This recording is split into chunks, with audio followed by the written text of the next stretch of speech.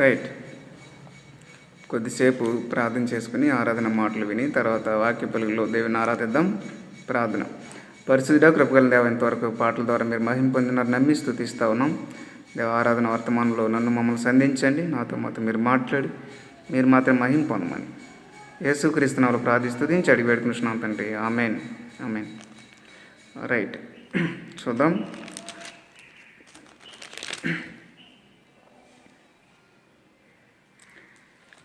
కీర్తనలు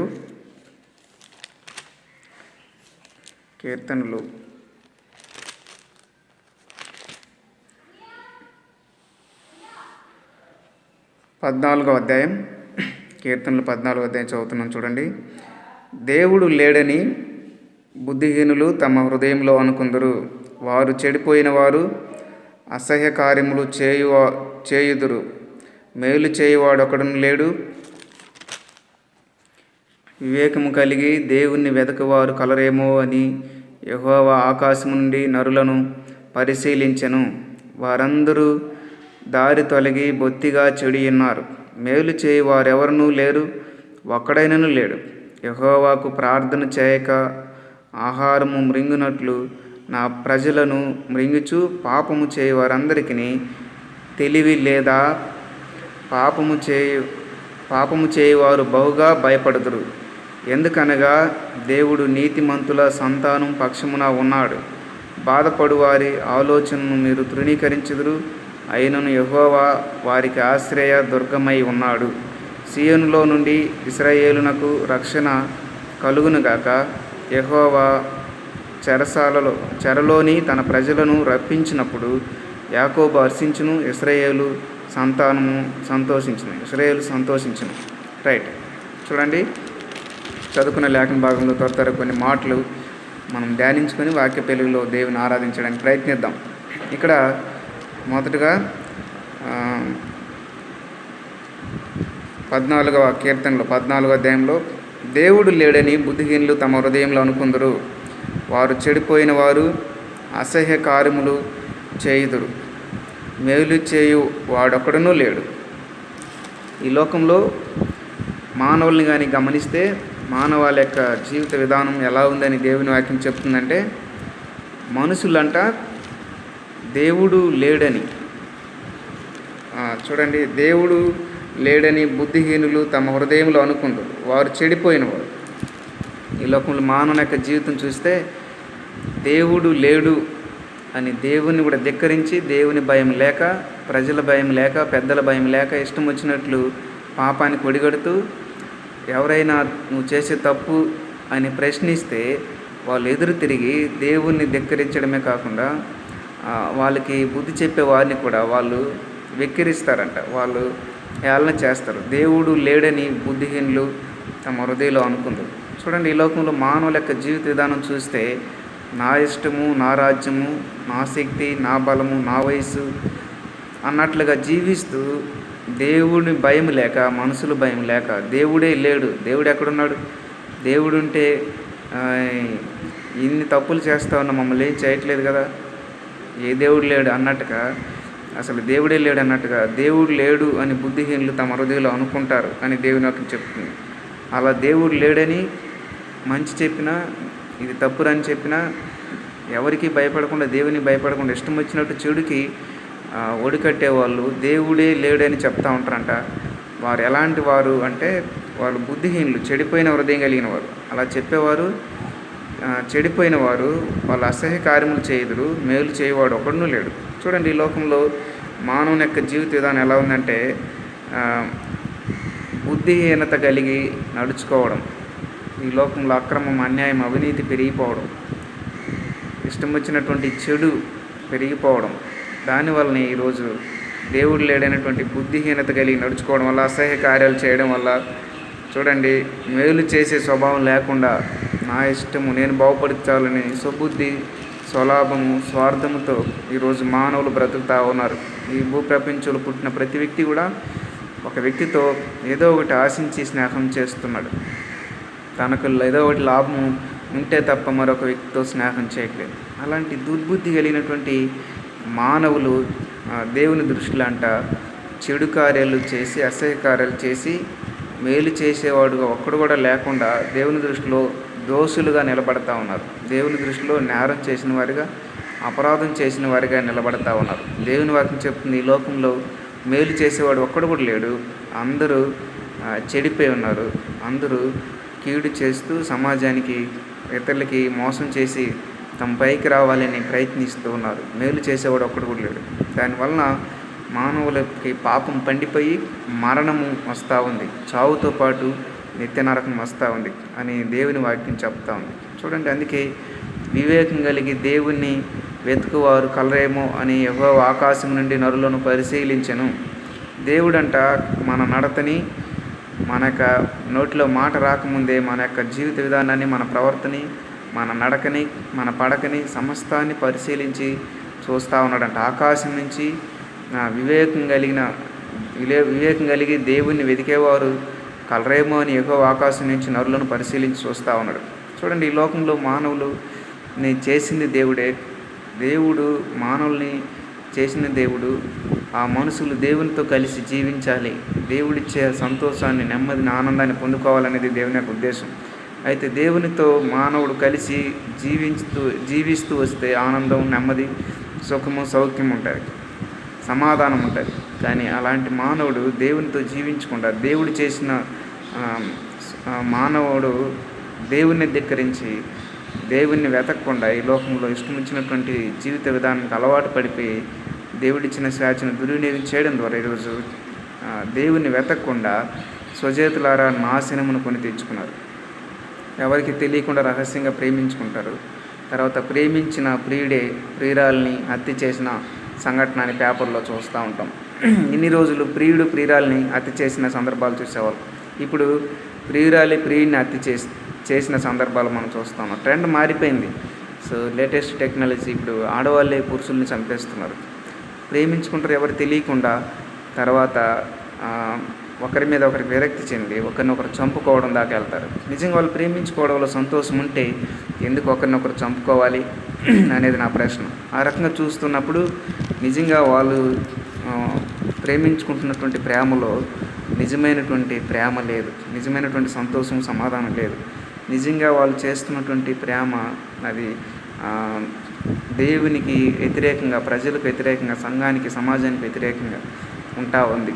చదువుకునే వయసులో చదువుకోవాలి, తర్వాత జాబ్ వచ్చినాక వివాహం చేసుకోవాలి. కానీ చదువుకునే వయసులో చదువుకోకుండా ప్రేమలో పడడం అనేది పాపం. చూడండి, దేవుని నాకు అందుకే చెప్తుంది, చెడిపోయిన వారు, వాళ్ళు అసహ్య కార్యాలు చేసేవారు, మేలు చేసేవాడు ఒకటి లేడు. నీది కానిది నువ్వు ఆశించడము అది పాపం.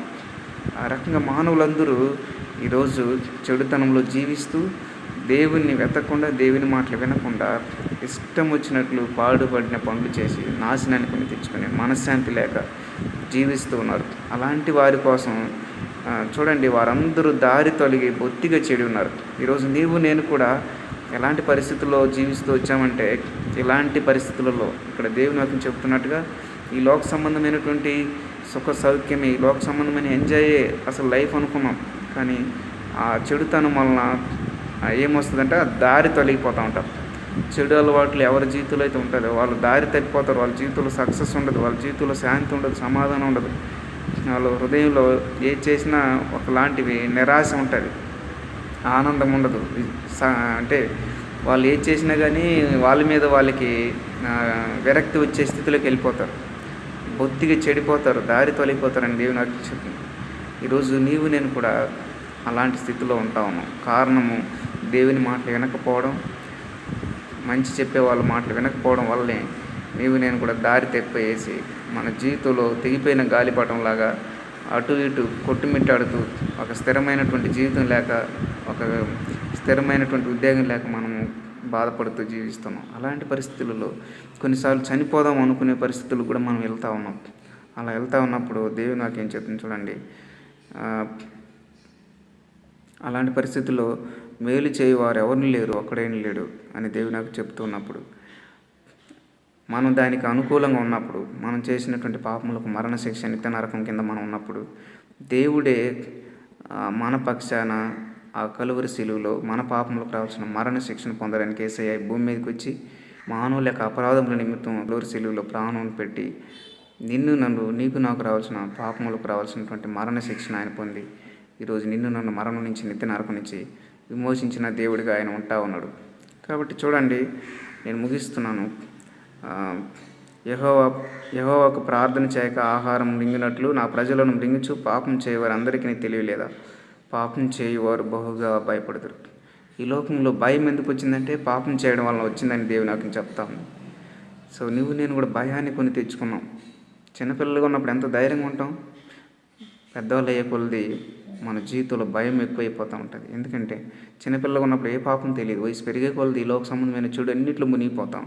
తదనుకూలంగా భయం మన జీవితంలో ఆవరించి ఏమైపోతామేమో, రేపేమవుతుందేమో, నా జీవితం కరువు, ఉద్యోగం లేదు, ఒక పని లేదు, టాలెంట్ లేదు, ఎలా బతుకుతాను, భయంతో జీవిస్తాను. కారణం మానవుల్లో పాపం ఉంది. ఈరోజు నేను కూడా భయముతో జీవించేటువంటి పరిస్థితులలో ఉంటా ఉన్నామంటే దేవునికి దూరం ఉండడం వల్ల.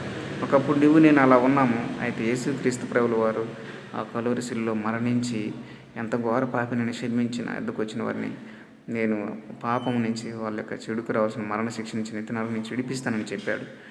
దాన్ని నమ్మిన వాళ్ళందరూ ఈరోజు మనశ్శాంతి కలిగి భయం నుంచి విడిపించబడి ఈరోజు రక్షణ పొంది చనిపోయిన నిత్య నరకానికి వెళ్లకుండా దేవుని సన్నిధిలో కూర్చొని దేవుని బిడ్డలతో దేవుని ఆరాధించగలిగి సమాధానం శాంతి కలిగి ఉండగలుగుతున్నారు. ఈరోజు నేను ఏదో నీ శక్తిని బట్టి, నా శక్తిని బట్టి మనం దేవుని సన్నిధిలో కూర్చోలేదు. నీ జ్ఞానాన్ని బట్టి, మన జ్ఞానాన్ని బట్టి కూర్చోలేదు. కానీ దేవుడే మన దేవుని వెతకకుండా ఇష్టం వచ్చిన చెడు పనులు చేసి నాశనమైనప్పటికీ చనిపోదామనే పరిస్థితులకి ఈ లోకంలో విరక్తి చెంది మనం వెళ్ళినప్పుడు యేసయ్య నిన్ను నన్ను ప్రేమిస్తున్న దేవుడు కనుక మన కోసము అనేకుల్ని, తన సేవకుల్ని, మంచి విషయాలు చెప్పే వాళ్ళని పంపించి ఆయన మనల్ని పాడుపడిన జీవితాన్ని నాశనం నుంచి నిత్య నరకం నుంచి తప్పించి రక్షించుకున్నాడు. ఈరోజు దేవుని కొరకు మనం ఈరోజు దేవుని సన్నిధిలో ఉన్నామంటే ఇదంతా కేవలం ఆయన చేసినటువంటి యేసయ్య శిలువలో పొందినటువంటి రక్షణ కార్యం, ఆయన మన స్థానంలో మరణించడం వల్లనే జరిగింది. అందుకే ఈరోజు ఆయన అంటా ఉన్నా చూడండి, యేసయ్య నమ్ముకొని కూడా ఈ లోకంలో ఎవరైనా కీడును అనుభవిస్తూ ఉంటే ఆయన అంటా ఉన్నాడు కదా, ఆయన అందరినీ చూస్తున్నాడంట, ప్రతి ఒక్కరిని చూస్తున్నాడు యేసయ్య. ఎవరు రహస్యంగా ఏ తప్పు చేస్తారు, ఎక్కడ ఎలా ఉన్నారనేది. కాబట్టి ఆయన అంటా ఉన్నాడు కదా, పాపము చేయవారు అందరికీ తెలివి లేదా? పాపం చేయవారు బహుగా భయపడదు. ఈ లోకంలో ఎవరైతే చెడు చేస్తూ, యేసయ్య నమ్ముకున్న వాళ్ళు కూడా చెడు చేస్తూ, అవినీతి, అక్రమము, దౌర్జన్యం చేస్తూ, ప్రజలను మోసం చేస్తూ సొమ్ము సంపాదించుకొని పైకి రావాలనుకుంటారో, అన్యాయంగా నడుచుకుంటారో వాళ్ళందరికీ నేను నష్టాన్ని కలుగు చేస్తాను, వాళ్ళందరికీ ఓటమిని కలుగు చేస్తాను, వాళ్ళందరికీ భయము పుట్టేటట్టు జీవితంలో నేను వాళ్ళకి శిక్ష విధిస్తానని దేవుడు చెప్తున్నాడు. పాపం చేయవారందరూ భయపడదు. ఈరోజు నేను ఒకవేళ భయం లేకుండా ఉండాలంటే యేసయ్యని నమ్ముకోవాలి. ఒకవేళ యేసయ్యని నమ్ముకొని ఉండడం వల్ల మనకు వచ్చింది ఏంటంటే, ఇంతకుముందు ఉన్నటువంటి శిక్ష నుంచి, పాపం చేయడం వల్ల వచ్చిన అశాంతి నుంచి, దుఃఖం నుంచి, భయం నుంచి దేవుడు మనం విడిపించాడు. ఈరోజు మనం ధైర్యంగా ఉన్నాం. ఆయన అంటా ఉన్నాడు, ఎందుకనగా దేవుడు నీతిమంతుల సంతానం పక్షమున ఉన్నాడు. ఈరోజు ఎవరైతే నీతి న్యాయంగా జీవిస్తూ యేసయ్య దగ్గర పాపంలో ఒప్పుకొని యేసయ్యకి తమ జీవితాన్ని ఇచ్చి ఒక చెడు కీడు చేయకుండా సమాజాన్ని జీవిస్తున్నారో అలాంటి నీతిమంతుల సంతానము పక్షమున ఆయన ఉన్నాడంట. కాబట్టి ఈ లోకంలో మనకు ఎవరి సహాయం లేకపోయినా యేసయ్య నీకు నాకు తోడుగా ఉన్నాడు. భయపడాల్సిన అవసరం లేదు. ఆయన మన పక్షాన ఉన్నాడు.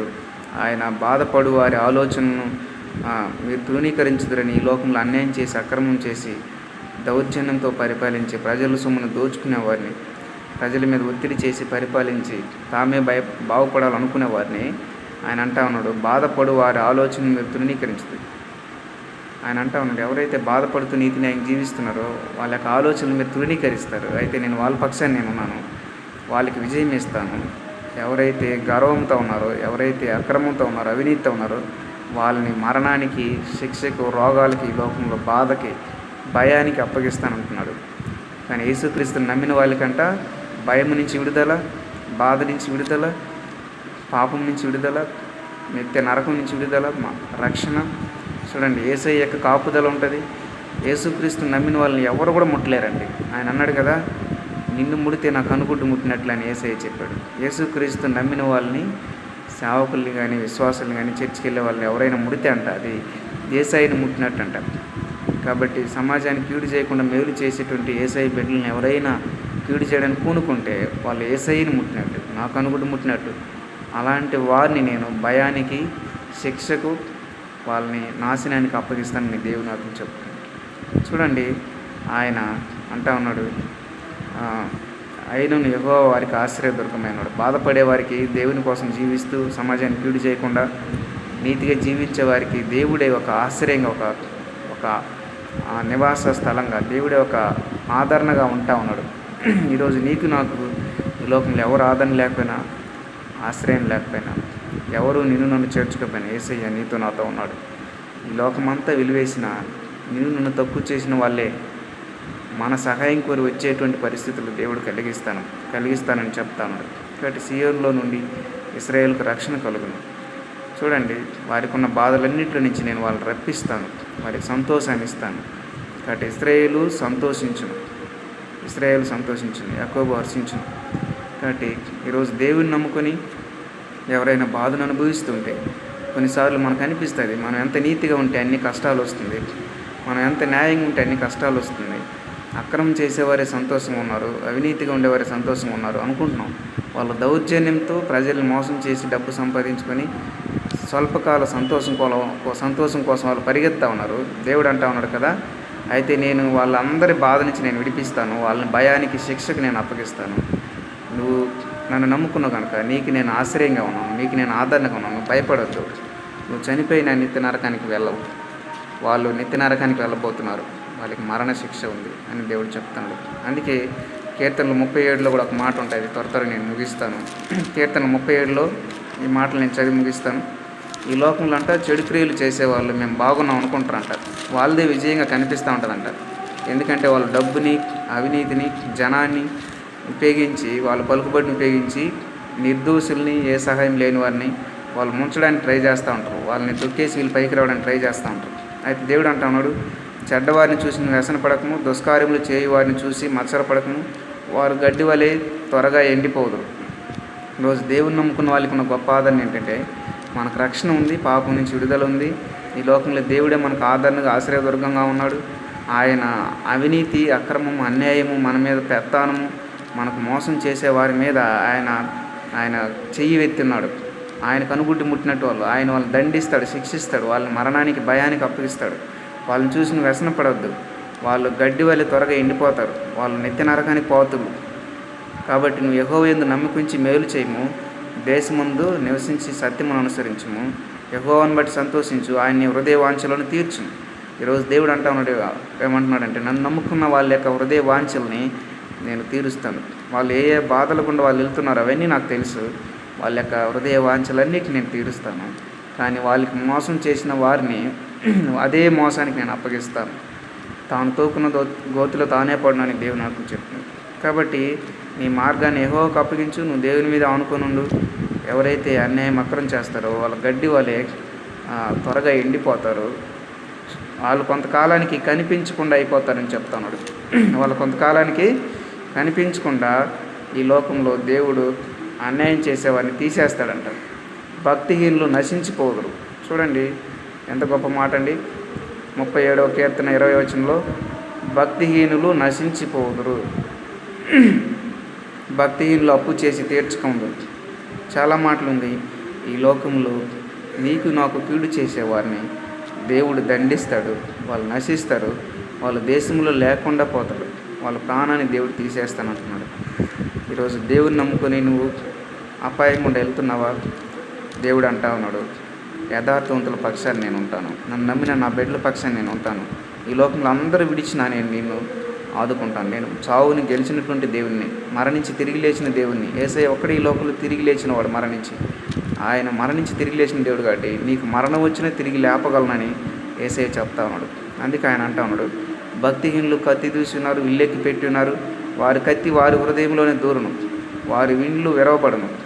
చూడండి, భక్తిహీనులు అంట, అక్రమం, అన్యాయం చేసేవాళ్ళంట కత్తి విల్లెక్కి పెట్టున్నారంట. కత్తి దూసి ఒకరిని చంపడానికి వాళ్ళు కత్తి ఎత్తారంట, వాళ్ళ హస్తాన్ని ఎత్తారంట, వాళ్ళు సైన్యాన్ని ఉపయోగిస్తారంట. అయితే వాళ్ళు కత్తి వాళ్ళ హృదయంలోకి దూరుతుంది, వాళ్ళే ఆ కత్తి మీద పడి చేస్తారు. చూడండి, ఈరోజు మనం దేవుని ఎందుకు ఆరాధించాలంటే ఈ లోకంలో యేసయ్యని నమ్మిన వాళ్ళకి ఎవరు శత్రువైనా యేసయ్యకి శత్రువైనట్టే.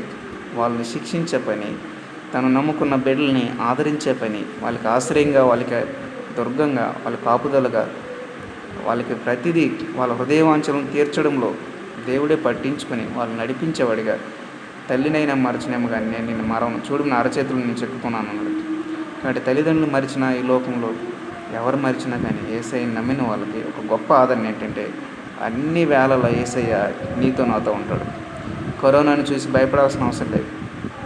కరోనాను చూసి మనము కృంగిపోవాల్సిన అవసరం లేదు. ఏ అపాయము నీ కూడా రాదు అని దేవుని నాకు చెప్తుంది. నిజంగా మనం హృదయంలో చెడుతనం లేకుండా కానీ, ఒకరి కీడు చేయకుండా కానీ యేసయ్య కోసమే బ్రతకాలనే భయం మనలో ఉంటే, ఆయన అంటా ఉన్నాడు కదా, ఏ రోగం కూడా, మరణకరమైన రోగం కూడా నిన్ను అంటకుండా నేను కాపాడుతాను. నీ పక్క 1000 మంది కూలినా నువ్వు ఏ అపాయానికి నువ్వు భయపడు. దావీదు కూడా అంటా ఉన్నాడు. ఈరోజు యేసయ్యను నమ్మిన వాళ్ళకి ఉన్న గొప్ప ఆదరణ ఏంటంటే, చావు వరకు కూడా దేవుడు మనతో కూడా ఉంటాడు. మరణ భయమే వచ్చినా కానీ మనం దేవుని కోసం బ్రతుకుతూ ఉంటే, ఆయన మనల్ని ఇంకా వాడుకోవాలనుకుంటే ఇంకా మనకు ఆయుష్ని ఇస్తాడు, ఆరోగ్యాన్ని ఇస్తాడు. కానీ చెడు పనులు చేసే వాళ్ళనంట ఆయన లేకుండా నిర్మూలన చేస్తాడంట. ఈరోజు మన దేవుని ఎందుకు ఆరాధించాలంటే, దేవుడు మనకు ఆయుష్ని ఇచ్చేవాడు, ఆరోగ్యాన్ని ఇచ్చేవాడు, రక్షణ ఇచ్చినవాడు, పాపం నుంచి విడుదల ఇచ్చినవాడు, మనకు ఆదరణ. ఏ రకంగా చూసినా యేసయ్య అన్ని విధాలుగా మనకు ఒక కాపుదలగా అండగా ఉంటా ఉన్నాడు. మన మీద చెయ్యి వేస్తే యేసయ్య మీద చెయ్యి వేసినట్టు. కాబట్టి మనం భయపడాల్సిన అవసరం లేదు. ఏ రోగానికి భయపడాల్సిన అవసరం లేదు. దేవుని కోసం మనం ఇంకా ఉపయోగపడాలనుకుంటే, దేవుడు మనల్ని ఉంచాలనుకుంటే ఏ రోగం కూడా మనల్ని చంపదు. కాబట్టి యేసయ్య నమ్మిన వాళ్ళకి గొప్ప ఆదరణ ఏంటంటే, కీడు చేసేవారిని నిర్మూలన చేస్తాడు ఆయన, కానీ ఆయన కోసం బ్రతికే వాళ్ళని ఆయన బ్రతికిస్తాడు. ఈ మాటలు జ్ఞాపకం చేసుకొని ఒకరోజు నువ్వు నేను కూడా దేవుని ఎత్తకుండా ఈ లోకానుసారంగా చెడు కోరికలు అనుసరించి నాశనం అయిపోయిన వాళ్ళం. కానీ దేవుడే మన దగ్గరికి తన సేవకుల్ని మంచి మాటలు చెప్పేవాళ్ళని పంపించి, సువార్త చెప్పేవాళ్ళని పంపించి ఈరోజు నిన్ను నన్ను కూడా నాశనం నుంచి, నిత్య నరకం నుంచి తప్పించాడు. ఈరోజు మనం దేవుని బిడ్డగా మారాం. అలాంటి వారు ఇంకా చాలామంది ఉన్నారు. వాళ్ళ కోసం మన రక్షణ కోసం ప్రార్థించారు. ఒకవేళ వాళ్ళు రక్షణ తిరస్కరిస్తూ కూడా మన మీద కీడు చేయడానికి పూనుకుంటే, దేవుడు వాళ్ళని శిక్షించే పని దేవుడే చూసుకుంటాడు. కాబట్టి వాటన్నిటిని మర్చిపోయి యేసయ్య తోడు ఎవరికి ఉంటే వాళ్ళకి లోకమంతా విడిచినా కానీ వాళ్ళకే విజయం కలుగుతుంది. కానీ యేసయ్య లేకుండా ఈ లోకంలో అన్నీ ఉన్న సున్నా. అది జ్ఞాపకం చేసుకుని ఈరోజు యేసయ్యని కలిగి ఉన్న నేను ఈ కరోనాలో ఎంతోమంది కరువుతో చనిపోతూ ఉన్నారు, ఆకలితో చనిపోతూ ఉన్నారు, ఎంతోమంది డబ్బు లేక చనిపోతూ ఉన్నారు, ఎంతోమంది కరోనాతో చనిపోతూ ఉన్నారు, కరోనాకు భయపడి రకరకాల రోగాలు ఉన్నవాళ్ళు చనిపోతూ ఉన్నారు. కానీ నేను ఈరోజు నెమ్మదిగా ధైర్యంగా ఉన్నామంటే కేవలం యేసయ్య నిన్ను నన్ను కాపాడడం వల్లనే. చుట్టుపక్కల కరోనా మరణ వార్తలు మనం వింటా ఉన్నాం. మనం బ్రతికున్నామంటే కేవలము నీ పక్క 1000 మంది కూలినా నేను నిన్ను కాపాడుతాను, ఏ అపాయానికి నేను భయపడను. దావీదు చెప్పిన మాటలు దేవుడు అలా సహాయం చేస్తాడని, మన జీవితంలో కూడా ఆశ్రయదుర్గంగా ఉన్నాడని మనం జ్ఞాపకం చేస్తున్న మాటలను బట్టే ఈరోజు మనం ఆయన మాట నెరవేరుతుంది కాబట్టి మనం ఇంకా బ్రతికున్నామని జ్ఞాపకం చేసుకొని దేవుణ్ణి ఆరాధిద్దాం. దేవుని సన్నిధిలో మనం నిలవడానికి ఎగుతి లేదు, మనం ఇంకా బ్రతికుండడానికి ఎగుతి లేదు. దేవుని నమ్ముకున్న తర్వాత ఎన్నోసార్లు మనం ఇంకా పాపం, ఇంకా సినిమాలు, సీరియల్, లోక సంబంధించిన చెడులో మనం జీవిస్తూ వచ్చాం. అయినా దేవుడు ఇంకా ఆయుష్ ఇచ్చి, ఆరోగ్యం ఇచ్చి, నువ్వు ఇంకా పూర్తిగా మారాలని, దేవుని కోసం జీవించాలని దేవుడు ఇంకా అవకాశం ఇస్తూ మనల్ని కాపాడుతున్నాడు కదా. ఎంతోమంది చనిపోయినా ఇంకా మనకు ఆయుష్ ఇచ్చాడు కదా. వీటన్నిటిని మనం జ్ఞాపకం చేసుకొని స్వచ్ఛమైన గాలిని, ఆక్సిజన్ ఇచ్చాడు కదా. చాలామంది ఆక్సిజన్ కోట్లు పెట్టి కొనుక్కుంటున్నారు పీల్చుకోవడానికి, గాలి లేక, సరైన గాలి లేక. ఇంత మంచి చేసినటువంటి దేవుణ్ణి మనం కొనియాడకుండా ఉండగలమా? కాబట్టి ఈరోజు డబ్బులు ఇచ్చి కొనుక్కుంటున్నారు ఆక్సిజన్, మనం డబ్బులు ఇవ్వకుండానే మనం ఆక్సిజన్ పీల్చుకుంటున్నాం. దేవుడు అన్నీ మనకు ఉచితంగా ఇస్తూ ఉన్నాడు, మనల్ని పోషిస్తూ ఉన్నాడు. ఎన్నో రకాల అపాయాల నుంచి, పాపం ఇంకా మనం పూర్తి విడిచిపెట్టకపోయినా దేవుడు కాపాడుతున్నాడు. వీటన్నిటిని జ్ఞాపకం చేసుకొని మన మీదకి వచ్చేవాడిని శిక్షించేవాడిగా ఉన్నాడు. ఈ మాటను జ్ఞాపకం చేసుకొని దేవుని స్తుతిద్దాం. వాక్య పెరుగులో స్తుతిద్దాం. పరిశుద్ధుడా, కృపగలిగిన మరోసారి నీ పాసానికి వస్తా ఉన్నాం. ఉదయకాల సమయంలో ప్రభా, నిన్ను నమ్మిన వారిని ప్రభా నువ్వు ఎన్నటికీ విడిచిపెట్టు. నువ్వు వాళ్ళకి ఆశ్రయదుర్గంగా ఉన్నావు. ఒకప్పుడు నేనైతే ప్రభా ఈ లోక సంబంధమైన చెడు కోరికలను అనుసరించి ఈ లోకానుసారమైన జీవితం జీవిస్తూ ప్రభా నిన్ను ఎతికేవాడు ఒక్కడు లేడు, మేలు చేసేవాడు ఎక్కడ లేడు, అందరూ పాపం చేస్తున్నారని వాక్యం చెప్పినట్లుగా నేను కూడా ప్రభా ఆ కోవలో పాపం చేసినటువంటి, నిన్ను ఎతకనటువంటి నా స్వబుద్ధిని, నా సొంత కోరికలను ఆధారం చేసుకుని నడుచుకొని పాడైనటువంటి జీవితం జీవించి ఆ కోవలో నడుచుకున్న వ్యక్తిని ప్రభా, అలాంటి దౌర్భాగ్యమైన నన్ను ప్రభా నీ సువార్త వినిపించి అనేక మంది సేవకులను దేవా నీ వార్తను నా దృష్టికి తీసుకొచ్చి దేవా ఈరోజు నన్ను రక్షించుకున్న ప్రభా నా పాపముల కోసం నా అపరాధముల కోసం కలువరి శిలువలో చనిపోయి దేవా నేను పొందవలసిన దెబ్బలు నువ్వు పొందావు ప్రభా నువ్వు పొందిన దెబ్బల చేత నాకు రక్షణ స్వస్థత కలిగింది, పాపం నుంచి విడుదల, భయం నుంచి విడుదల కలిగింది. పాపం చేయడం వల్ల నా హృదయంలో భయం ఆవరించింది. ఈరోజు ప్రభా నాకు రక్షణ, పాపం నుంచి విడుదల కలగడం ద్వారా ఈరోజు నాకు ధైర్యమునిచ్చావు ప్రభా. పాపంలో ఉన్నవారు భయంలో ఉన్నారని మీరు చెప్తా ఉన్నారు. ఈ లోకంలో ప్రభు నిన్ను నమ్ముకున్న బిడ్డగా దేవ శాంతి సమాధానం కలిగి జీవించే బిడ్డగా, ఏ శిక్ష లేకుండా జీవించే బిడ్డగా దేవ జీవించడానికి నువ్వే నాకు అవకాశం ఇచ్చావు. కేవలం నీ కృపను నమ్మి స్తుతిస్తూ దేవా అలాగ మమ్మల్ని దేవా నిన్ను నమ్ముకున్న బిడ్డలను ఎవరైనా పాడు చేయడానికి పూనుకుంటే దేవ వాళ్ళని మీరు లేకుండా చేస్తాను, నిర్మూలన చేస్తానని, భక్తి నిర్మూలం అవుతారని ప్రభా. దేవా నన్ను శిక్షించేవాడిని నువ్వు శిక్షిస్తానని ప్రభా. దేవా నాకు ఆశ్రయ దుర్గంగా, నాకు సహాయకుడిగా, నాకు రక్షకుడిగా నువ్వు ఉన్నావని దేవా చెడు క్రియలు చేసేవారు గడ్డి వల్లే వాళ్ళు త్వరగా ఎండిపోతారు, వాళ్ళు మరణానికి నెత్తి నరకానికి పాత్రులని మీరు చెప్తా ఉన్నారు. నిజంగా మమ్మల్ని ప్రభా ఎవరైతే నాశనం చేయాలనుకున్నారో వాళ్ళ మరణానికి, నెత్తి నరకానికి, శిక్షకు మీరే అప్పగిస్తూ ఉన్నారు. నేను నమ్మిన మాకైతే ప్రభా దేవ యెహోవాను ఆశ్రయించి వారికి ఏ మేలు పదవి ఉండదని చెప్తున్నారు. వాళ్ళ హృదయ వాంఛలను తీర్చినని మీరు చెప్తా ఉన్నారు. నిజమే ప్రభా, నా హృదయ వాంఛలన్నింటినీ ప్రభా దేవ నా జీవితంలో దేవ మీరు తీరుస్తున్న దేవుడు ప్రభా, తీర్చిన దేవుడు ప్రభా. ఈరోజు నేనేమైనాను కేవలం అదంతా నీ దయ వల్ల నేను నమ్మి ప్రభా దేవ ఈ దినాన్ని చూడక ఎంతోమంది చనిపోతూ ఉన్నారు. ఆక్సిజన్ దేవ డబ్బులు పెట్టి కొనుక్కుంటా ఉన్నారు, పీల్చుకోవడానికి ఆక్సిజన్ లేక మరణిస్తూ ఉన్నారు చాలామంది. ఆక్సిజన్ అందక బిల్డింగ్లలో భవనాలు కూలిపోయి ఇరుక్కొని చాలామంది ఊపిరాడక చచ్చిపోతూ ఉన్నారు. నీవైతే నాకు ప్రభా అన్ని రకాల ప్రమాదాల నుంచి నన్ను విడుదల ఇచ్చి ప్రభా నన్ను కాచి కాపాడుతూ మంచి ఆక్సిజన్ గాలి ఇచ్చి దేవ ఏది ఖర్చు కాకుండా ప్రభా దేవ ప్రతిదీ ఉచితంగా నాకు మీరు అనుగ్రహిస్తున్నాను ప్రభా.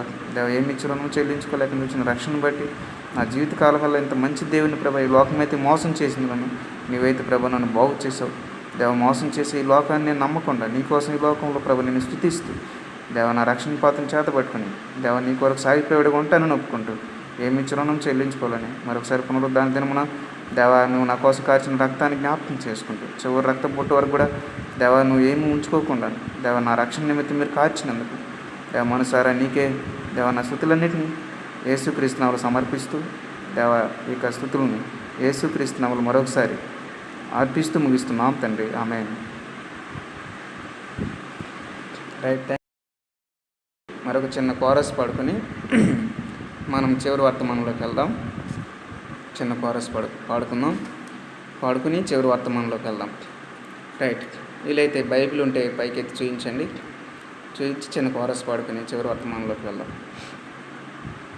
పఠింప శ్రేష్ఠ గ్రంథము బైబిల్, పఠింప శ్రేష్ఠ గ్రంథము బైబిల్, అనుదినంబు పఠించిన ప్రేమతోడ నడుపును, ఓ పఠింప శ్రేష్ఠ గ్రంథము బైబిల్.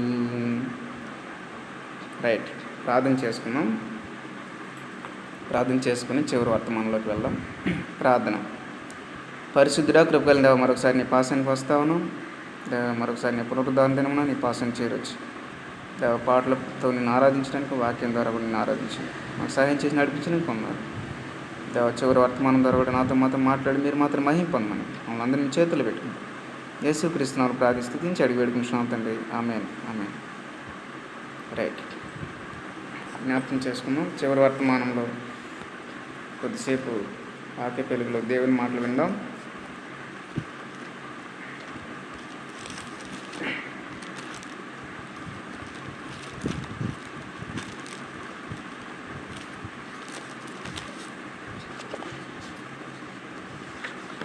రైట్, చూడండి, రోమీలకు రాసిన పత్రిక మనందరికీ తెలిసినటువంటి వాక్య భాగం చదువుకుందాం. రోమీలకు రాసిన పత్రిక 3వ అధ్యాయం నేను చదువుతున్నాను. చూడండి, 21 నుంచి 26 వరకు. ఇట్లుండగా ధర్మశాస్త్రమునకు వేరుగా దేవుని నీతి బయలుపరచబడుచున్నది. దానికి ధర్మశాస్త్రమును ప్రవక్తలను సాక్ష్యమిచ్చుచున్నారు. అది యేసుక్రీస్తు నందలి విశ్వాసం మూలమైనదై నమ్మువారందరికీ కలుగు దేవుని నీతి అయి ఉన్నది. ఏ భేదము లేదు, అందరూ పాపం చేసి దేవుడు అనుగ్రహించి మహిమను పొందలేకపోతున్నారు. కాబట్టి నమ్మువారు ఆయన కృపచేతనే యేసుక్రీస్తు నందలి విమోచన ద్వారా ఉచితముగా నీతిమంతులని తీర్చబడుచున్నారు. పూర్వము చేయబడిన పాపములను దేవుడు తన ఓర్మి వలన ఉపేక్షించినందున ఆయన తన నీతిని కనబరచవలెనని క్రీస్తు యేసు రక్తమందలి విశ్వాసము ద్వారా ఆయనను కరుణాధారముగా బయలుపరచును. దేవుడు ఇప్పటి కాలమందు తన నీతిని కనబరచు నిమిత్తము తాను నీతిమంతుడును యేసునందు విశ్వాసం గలవాన్ని నీతిమంతునిగా తీర్చువాడనై ఉండుటకు ఆయన అలాగు చేసెను. రైట్, నేను 28వ వచనం కూడా చదువుతాను. కాగా ధర్మశాస్త్ర సంబంధమైన క్రియలు లేకుండా విశ్వాసం వల్లనే మనుషులు నీతిమంతులుగా తీర్చబడుచున్నారని ఎంచుచున్నాం. సరే, త్వరగా ఈరోజు చదువుకున్న లేఖన భాగాలు కొన్ని మాటలు మనం ముగించుకుందాం. మొదటగా ఈరోజు అంశం ఏంటంటే నీతిమంతులుగా తీర్చబడుట అనే అంశం గురించి మనం చూడబోతున్నాం. నీతిమంతులుగా తీర్చబడుట. మొదటగా నా ప్రశ్న ఏంటంటే, ఒక మనిషి దేవుని దృష్టికి ఎట్లు నీతిమంతుడిగా కాగలడు? లేదా ఒక మనిషి దేవుని దృష్టికి ఎలాగూ నిర్దోషిగా కాగలడు? ఎలా నిర్దోషి అని నిరూపించుకోగలడు అనేది నా ప్రశ్న. సో ఈ ప్రశ్నకి మన దగ్గర అయితే సమాధానము లేదు. అయితే నిర్దోషి నీతిమంతులుగా తీర్చబడడం అనేది దేవుని దృష్టికి మానవుని వల్ల కాదు అనేది సత్యం. అయితే లేఖనముల ద్వారా మరి ఎలాగ నీతిమంతునిగా తీర్చబడగలడు అనే సంగతులు కొన్ని త్వరగా మనం అర్థం చేసుకోవడానికి ప్రయత్నిద్దాం. మొదటగా నీతిమంతునిగా తీర్చబడము అంటే ఏంటి, దాని అర్థం ఏంటి, అలాంటివి కొన్ని చూసి తర్వాత ఎలాగ నీతిమంతునిగా దేవుని దృష్టిలో ఒక మానవుడు నిర్దోషిగా తీర్చబడగలడు, అసలు నిర్దోషిగా తీర్చబడాల్సిన అవసరం ఏంటి అనే విషయాలు కూడా చూద్దాం. మొదటగా చూడండి, నీతిమంతునిగా తీర్చబడడానికి నిర్వచనం నేను చెప్పడానికి ప్రయత్నిస్తాను. చూడండి, నీతిమంతునిగా తీర్చబడడం అంటే నిర్వచనము చూడండి, నేను చదువుతాను. నేను రాసింది దేవుడు నాకు ఇచ్చిన ప్రేరేపణ బట్టి. నీతిమంతునిగా తీర్చబడము అంటే ఏంటంటే, ఒక వ్యక్తిని పాపపు శిక్ష నుంచి విడిపించడం, లేదా ఒక వ్యక్తిని దేవుని ఎదుట నిర్దోషి అని ఎంచడం, లేదా యేసుక్రీస్తు ప్రభు యొక్క నీతిని పాపి అయినటువంటి వ్యక్తికి ఆపాదించడం ద్వారా ఆ వ్యక్తిని నిర్దోషిగా తీర్చేటువంటి దేవుని యొక్క పనిని నీతిమంతునిగా తీర్చడం అంటారు. చూడండి, నీతిమంతునిగా తీర్చడం అంటే నిర్వచనం ఏంటంటే పాపపు శిక్ష నుంచి ఒక వ్యక్తిని విడిపించడము అని చూడవచ్చు. మరొక మాటగా దేవుని ఎదుట ఒక వ్యక్తి నిర్దోషి అని ఎంచడము అని చెప్పచ్చు, నీతిమంతునిగా నిర్దోషినిగా తీర్చడం అంటే. తర్వాత ఇంకొక మాట లోతుకి వెళ్ళి ఆలోచిస్తే, యేసుక్రీస్తు ప్రభు యొక్క నీతిని, యేసుక్రీస్తు ప్రభు నీతిమంతుడు న్యాయమంతుడు కనుక ఆయన యొక్క నీతిని పాపంలో ఉన్నటువంటి దోషి అయినటువంటి ఒక వ్యక్తికి, ఒక మానవునికి ఆపాదించడం ద్వారా ఆయన నీతిని బట్టి ఒక మానవుని, పాపి అయిన మానవుని నీతిమంతునిగా తీర్చేటువంటి దేవుడు చేసేటువంటి పనినే, దేవుని యొక్క పనినే నీతిమంతునిగా తీర్చడము అని అంటారు. తర్వాత మరొక మాట చూస్తే, నిర్దోషినిగా తీర్చడం అనేది న్యాయ వ్యవస్థకు సంబంధించిన దేవుని కార్యం. ఈ నీతిమంతునిగా తీర్చడం అనేది, నిర్దోషిగా తీర్చడం అనేది ఇది న్యాయ వ్యవస్థకు చెందినటువంటి దేవుని యొక్క కార్యం అని కూడా మనం అర్థం చేసుకోవచ్చు. సో ఇది నిర్వచనంలో భాగంగా మనం అర్థం చేసుకోవచ్చు. తర్వాత అనగా నీతిమంతునిగా తీర్చడం అంటే ఏంటంటే, తప్పు చేసిన ఒక వ్యక్తిని కూడా ఆ వ్యక్తి ఏ తప్పు చేయలేదు, ఆ వ్యక్తి మీద ఉన్న తప్పుకి రావాల్సిన శిక్ష అంతా తొలగించబడింది, ఆయన ఏ శిక్షకి ఏ తప్పుకి పాపానికి పాత్రుడు కాదు అని తప్పు చేసిన ఒక వ్యక్తిని ఆ వ్యక్తి మీద ఎలాంటి పాపం కానీ శిక్ష కానీ లేదని డిక్లేర్ చేయడం అన్నమాట నీతిమంతునిగా తీర్చడం అంటే. సరే, దానికి సరైనటువంటి కొన్ని అర్థాలు ఏంటంటే, మీనింగ్స్ కూడా నీతిమంతునిగా తీర్చడం అంటే నీతిమంతునిగా ఎంచడము, నీతిమంతునిగా ప్రకటించడం, నిర్దోషి అని చెప్పడం, ఒక వ్యక్తిని న్యాయమంతుడని ప్రకటించడం, తర్వాత నేరము, నింద, అపరాధ భావన ఒక వ్యక్తి మీద నుంచి తొలగించబడినట్లుగా ప్రకటించడం, ఇవన్నీ అర్థాలు. తర్వాత నీతిమంతునిగా దేవుడు అనే, ఇప్పుడు జస్టిఫికేషన్ అంటే నీతిమంతునిగా తీర్చడం అంటే ఏంటంటే నీతిమంతునిగా చేయడం కాదు, ఒక వ్యక్తిని నీతిమంతుడని ప్రకటించడం. నీతిమంతునిగా చేయడం అంటే ఇంకెప్పటికీ నీతిమంతుడిగా ఉంటాడని. నీతిమంతుడిగా ప్రకటించడం అంటే ఈ వ్యక్తి మీద ఉన్న పాపాలు, శిక్ష అన్నీ పోయింది, ఈ వ్యక్తి ఏ శిక్షకు పాత్రుడు కాకుండా చేయబడ్డాడు, ఈ వ్యక్తి నీతిమంతుడయ్యాడని చెప్పడం. అంటే సరే, ఈ వ్యక్తి మీద ఉన్న శిక్ష తొలగించబడిందని చెప్పడం. అంటే నీతిమంతుడిగా ప్రకటించడం. శిక్ష తొలగించబోయింది, ఇప్పుడు నీతిమంతుడయ్యాడు అని ప్రకటించడం. కానీ నీతిమంతునిగా పూర్తిగా తీర్చడం కాదు. నీతిమంతునిగా ప్రకటించడానికి, నీతిమంతుడు అయ్యాడని చెప్పడానికి తేడా ఉంది. నీతిమంతుడు అయ్యాడంటే ఇంకెప్పటికీ నీతిమంతుడుగా ఉంటాడని. నీతిమంతుడని ప్రకటించితే అక్కడ అర్థం ఏంటంటే ఇప్పుడు ఉన్నటువంటి పాపాల శిక్ష అన్ని తొలగిపోయింది, మరలా పాపం చేసే అవకాశం కూడా ఉంది అని చెప్పడం. కాబట్టి యేసుక్రీస్తు ప్రభు దగ్గరికి వచ్చిన వాళ్ళందరూ నీతిమంతులుగా తీర్చబడతారు, కానీ నీతిమంతులుగా చేయబడరు. పూర్తిగా కంప్లీట్ 100% నీతిమంతులుగా చేయబడరు, కానీ నీతిమంతులుగా తీర్చబడతారు. అంటే పాపం నుంచి విడుదల, అప్పటి వరకు చేసినటువంటి శిక్ష నుంచి విడుదల మాత్రమే పొందుకుంటారు. ఇది నీతిమంతులుగా తీర్చబడడం అంటే అర్థం. సరే, ఇంకా కొంచెం లోతుగా ముందుకెళ్దాం. అసలు నీతిమంతునిగా ఎందుకు ఒక వ్యక్తి తీర్చబడాలి అనే మాటను మనం చూద్దాం.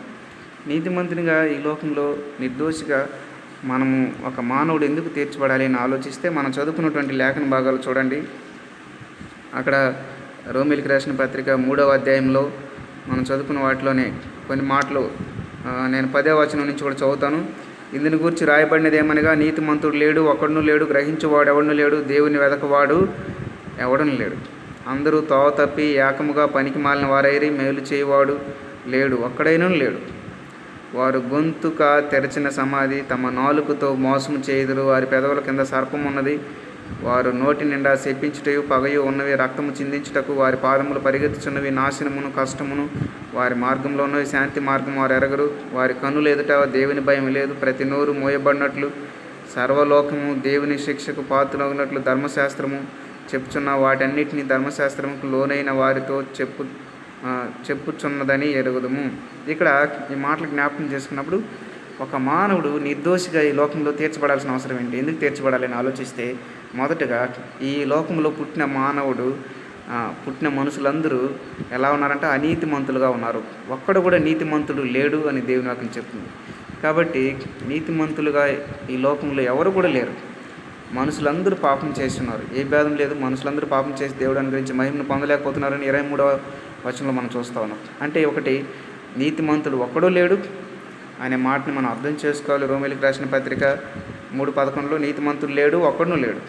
సో ఆ రకంగా ఈ లోకంలో మనం అందరం పుట్టిన మనుషులందరం కూడా అనీతిమంతులం కనుక నీతిమంతులుగా తీర్చబడాలి. రెండవది, మనుషులందరూ పాపం చేస్తున్నారు కనుక ఏ భేదం లేదు, అందరూ పాపం చేసి దేవుడు అనుగ్రహించే మహిమను, అనగా దేవుడిచ్చే సంతోషాన్ని పోగొట్టుకున్నారు. పాపం వలన సంతోషం పోగొట్టుకోవడం జరిగింది మనం చేసిన చెడు పనుల వల్ల. కాబట్టి అందరూ పాపంలో ఉన్నారు కనుక పాపం నుంచి విడుదల జరగాలి, చెడు పనుల నుంచి, పాపపు శిక్ష నుంచి విడుదల జరగాలి. కాబట్టి నీవు నేను కూడా అందరూ పాపం చేస్తున్నారనే కోవలోకి వస్తాం. కాబట్టి మనం అందరూ పాపం చేసిన వారు, చెడు పనులు చేసిన వారు కనుక నీతిమంతులుగా తీర్చబడాలి. ఒకటి, మనం అనీతిమంతులం కనుక నీతిమంతులు తీర్చబడాలి. రెండవది, మనమందరూ పాపులం కనుక, అపవిత్రులం కనుక నీతిమంతులుగా తీర్చబడాలి. మనం పాపం చేసి పాపం కింద ఉన్నాం కనుక దాని నుంచి విడిపించబడాలి. తర్వాత మూడో మాటగా చూడండి, మూడో మాట అదే రోమీయులకు రాసిన పత్రిక 3:20లో, ఏలయనగా ధర్మశాస్త్ర సంబంధమైన క్రియల మూలంగా ఏ మనుషుడును ఆయన దృష్టికి నీతిమంతుడని తీర్చబడు. ఈ లోకంలో ఒక మానవుడు చెడుతనంలో ఉన్నటువంటి, అనీతిగా జీవిస్తున్నటువంటి మానవుడంట నీతిమంతుడు కావాలని ప్రయత్నిస్తున్నాడంట. అది ఎలాగ ప్రయత్నిస్తున్నాడంటే, మంచి పనులు చేయడం ద్వారా, దాన ధర్మాలు చేయడం ద్వారా, పుణ్యక్షేత్రాలు దర్శించడం ద్వారా, గుడులు గోపురాలు దర్శించడం ద్వారా, యజ్ఞాలు యాగాలు చేయడం ద్వారా, తర్వాత పుణ్యతీర్థ నదుల్లో మునగడం ద్వారా, చర్చిలకు వెళ్ళడం ద్వారా, చర్చిల్లో సాపులేయడం ద్వారా, రకరకాల మంచి పనులు చేయడం ద్వారా, ధర్మశాస్త్ర సంబంధమైన క్రియలు చేయడం ద్వారా. ధర్మశాస్త్ర సంబంధమైన క్రియలు ఏంటి? మంచి పనులు, సమాజానికి మంచి పనులు చేయడము అనేది చేయడం ద్వారా మానవుడు నీతిమంతుడిగా కావాలని ప్రయత్నిస్తూ ఉన్నాడు. దేవుని దృష్టికి వాటి ద్వారా మంచి పేరు తెచ్చుకొని నిర్దోషిని నిరూపించుకోవాలని ప్రయత్నిస్తున్నాడు. అయితే దేవుని వాక్యం ఏం చెప్తుందంటే, ధర్మశాస్త్ర సంబంధమైనటువంటి క్రియల మూలంగా, అంటే ఏ మానవుడు కూడా తాను చేస్తున్నటువంటి మంచి పనులను బట్టి, మంచి నడవడికను బట్టి, తాను చేస్తున్నటువంటి పుణ్యకార్యాలను బట్టి, యజ్ఞాలు యాగాలను బట్టి, దాన ధర్మాలను బట్టి, చర్చికి రావడాన్ని బట్టి, ఏ మానవుడు కూడా చర్చిలో సాపులేయడం బట్టి, మంచి పనులను బట్టి, క్రియల మూలంగా మంచి పనులను బట్టి నీతిమంతుడుగా కాలేడు అని దేవుని వాక్యం చెప్తుంది. అర్థమవుతుందా? సో మనం చేసేటువంటి మంచి పనుల వలన మనము నీతిమంతునిగా కాలేము అని దేవుని వాక్యం చెప్తుంది. మరి ఎలాగ నీతిమంతుని కాగలమని కూడా చూస్తాం. కాబట్టి ఇప్పుడు సో మంచి పనులు అనేది ఒక మనిషిని నిర్దోషిగా నీతిమంతునిగా తీర్చలేవు. కాబట్టి మనం నీతిమంతునిగా తీర్చబడాల్సిన అవసరం ఇంకా ఉంది, అవసరత ఉంది, దాని ప్రాముఖ్యత ఉంది అనేది మనం అర్థం చేసుకోవాలి. కాబట్టి మంచి పనుల వల్ల నీతిమంతులు కాలేం కాబట్టి సో నీతిమంతునిగా అవ్వాల్సిన అవసరము ఉంది అని అర్థం చేసుకోవాలి. తర్వాత నీతిమంతునిగా మనం ఎందుకు తీర్చబడాలి అంటే రోమీలికి రాసిన పత్రిక 5వ అధ్యాయం 9వ వచనం చూడండి. రోమీలికి రాసిన పత్రిక 5వ అధ్యాయం 9వ వచనంలో అక్కడ ఏమని ఉంటుందంటే చదవండి. 5:9 నేను చదువుతాను చూడండి. కాబట్టి ఆయన రక్తం వలన ఇప్పుడు నీతిమంతులుగా తీర్చబడి మరింత నిశ్చయంగా ఆయన ఉగ్రత నుండి రక్షింపబడదాం. కాబట్టి ఆయన రక్తము వలన ఇప్పుడు నీతిమంతులుగా తీర్చబడి మరింత నిశ్చయంగా ఆయన ద్వారా ఉగ్రత నుండి రక్షింపబడదాం. ఒక వ్యక్తి నీతిమంతుడికి ఎందుకు తీర్చబడాలంటే దేవుని యొక్క ఉగ్రత నుంచి రక్షింపబడడం కోసము ఒక మానవుడు నీతిమంతునిగా తీర్చబడాలి. మానవుడు చేస్తున్నటువంటి పాపం వలన, చెడు పనుల వలన, అనీతిగా అక్రమంగా జీవించడం వలన మానవుడి మీద దేవుని యొక్క ఉగ్రత, దేవుని యొక్క శిక్ష, దేవుని యొక్క శాపం నిలిచి ఉంది. కాబట్టి నీతిమంతులుగా తీర్చబడడం ద్వారా ఏం జరుగుతుందంటే దేవుని ఉగ్రత నుంచి మనకు విడుదల కలుగుతుంది. కాబట్టి నిర్దోషిగా ఒక మానవుడు ఎందుకు తీర్చబడాలంట? అనీతిగా ఉన్నాడు కాబట్టి, అనీతిమంతుడిగా, అన్యాయంగా ఉన్నాడు కాబట్టి, పాపంలో ఉన్నాడు కాబట్టి, తర్వాత మంచి పనుల ద్వారా నీతిమంతుడు కాలేడు కాబట్టి, తర్వాత దేవుని ఉగ్రత నుంచి విడుదల పొందాలి కాబట్టి నీతిమంతునిగా తీర్చబడాల్సిన అవసరత ఉంది. లేకపోతే దేవుని ఉగ్రత కింద, శాపం కింద ఉండిపోవటం, అలా ఉండి మనశ్శాంతి లేకుండా జీవించి నిత్య నరకానికి, అగ్నిగుండానికి వెళ్ళిపోతాం.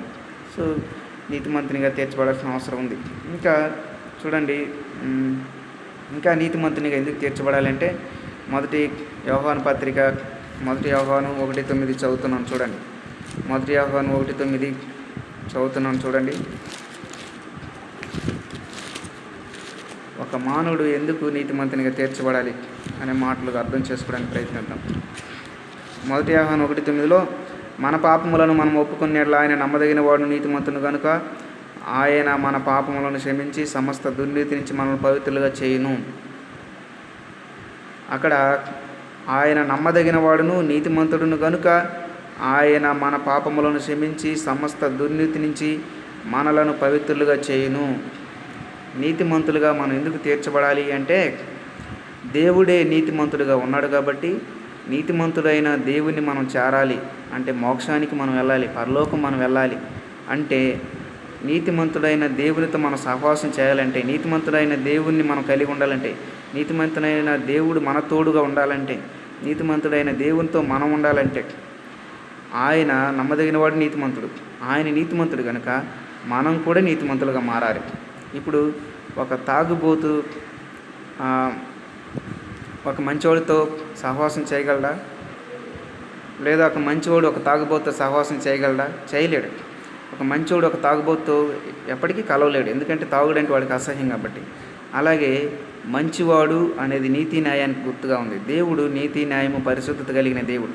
తాగుబోతు అనేది చెడుతనానికి గుర్తుగా ఉంది. నీవు నేను ఒక తాగుబోతుకి సాదృశ్యంగా, ఒక చెడు వ్యసనాలకు నిండినటువంటి వ్యక్తికి, పాపానికి, అపవిత్రతకు గుర్తుగా ఉన్నటువంటి వ్యక్తికి సాదృశ్యంగా ఉన్నాం. అనగా నీవు నేను కూడా చెడుతనంలో, పాపంలో, తాగుబోతు లాంటి స్వభావంలో మనం ఉన్నాము. అయితే దేవుడు నీతిమంతుడిగా, పరిశుద్ధుడిగా ఆయన ఉంటా ఉన్నాడు. కాబట్టి ఆయన నీతిమంతుడు కాబట్టి మనం తాగుబోతు కాబట్టి, తాగుబోతుగా ఉన్నోడు మంచోడితో చేరలేడు, మంచోడు తాగుబోతు చేరలేడు, ఆయన మనతో చేరలేడు, మనం ఆయనతో చేరలేము. కాబట్టి ఇప్పుడు మనకు ఆయనకి దూరం ఉంది, దూరం పెరిగింది. ఎందుకంటే మనం అనీతిమంతులు, ఆయన నీతిమంతుడు. కాబట్టి నీతిమంతులుగా మనం మార్చబడాలి. ఎందుకు? నీతిమంతుడైన వ్యక్తిని చేరాలంటే మనం నీతిమంతునిగా మార్చబడితే తప్ప మనం ఆయన్ని చేరలేము, ఆయన్ని చూడలేము, ఆయనతో కలవలేము, ఆయన మనతో కలవలేడు. కాబట్టి పాపం అనేది అడ్డొచ్చేస్తుంది. ఇప్పుడు ఆయన నీతిమంతుడు కాబట్టి మనం ఆయనతో మోక్షంలో ఉండాలనుకుంటున్నాం కాబట్టి, పరలోకి వెళ్ళాలనుకుంటున్నాం కాబట్టి మనం కూడా నీతిమంతులుగా మారాలి.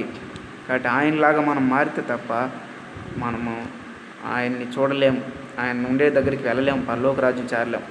కాబట్టి దేవుడే నీతిమంతుడు కాబట్టి మనం కూడా నీతిమంతులుగా తీర్చబడవలసిన అవసరం ఈ లోకంలో ఉంటా ఉంది అనే మాటను అర్థం చేసుకోవాలి. తర్వాత ఇంకో మాట చూద్దాం.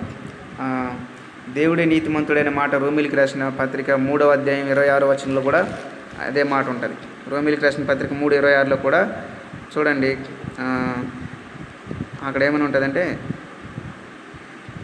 దేవుడు ఇప్పటి కాలమందు తన నీతిని కనబరుచు నిమిత్తము తాను నీతిమంతుడును యేసునందు విశ్వాసము గలవానిని నీతిమంతునిగా తీర్చువాడునై ఉండుటకు ఆయన అలాగు చేసెను.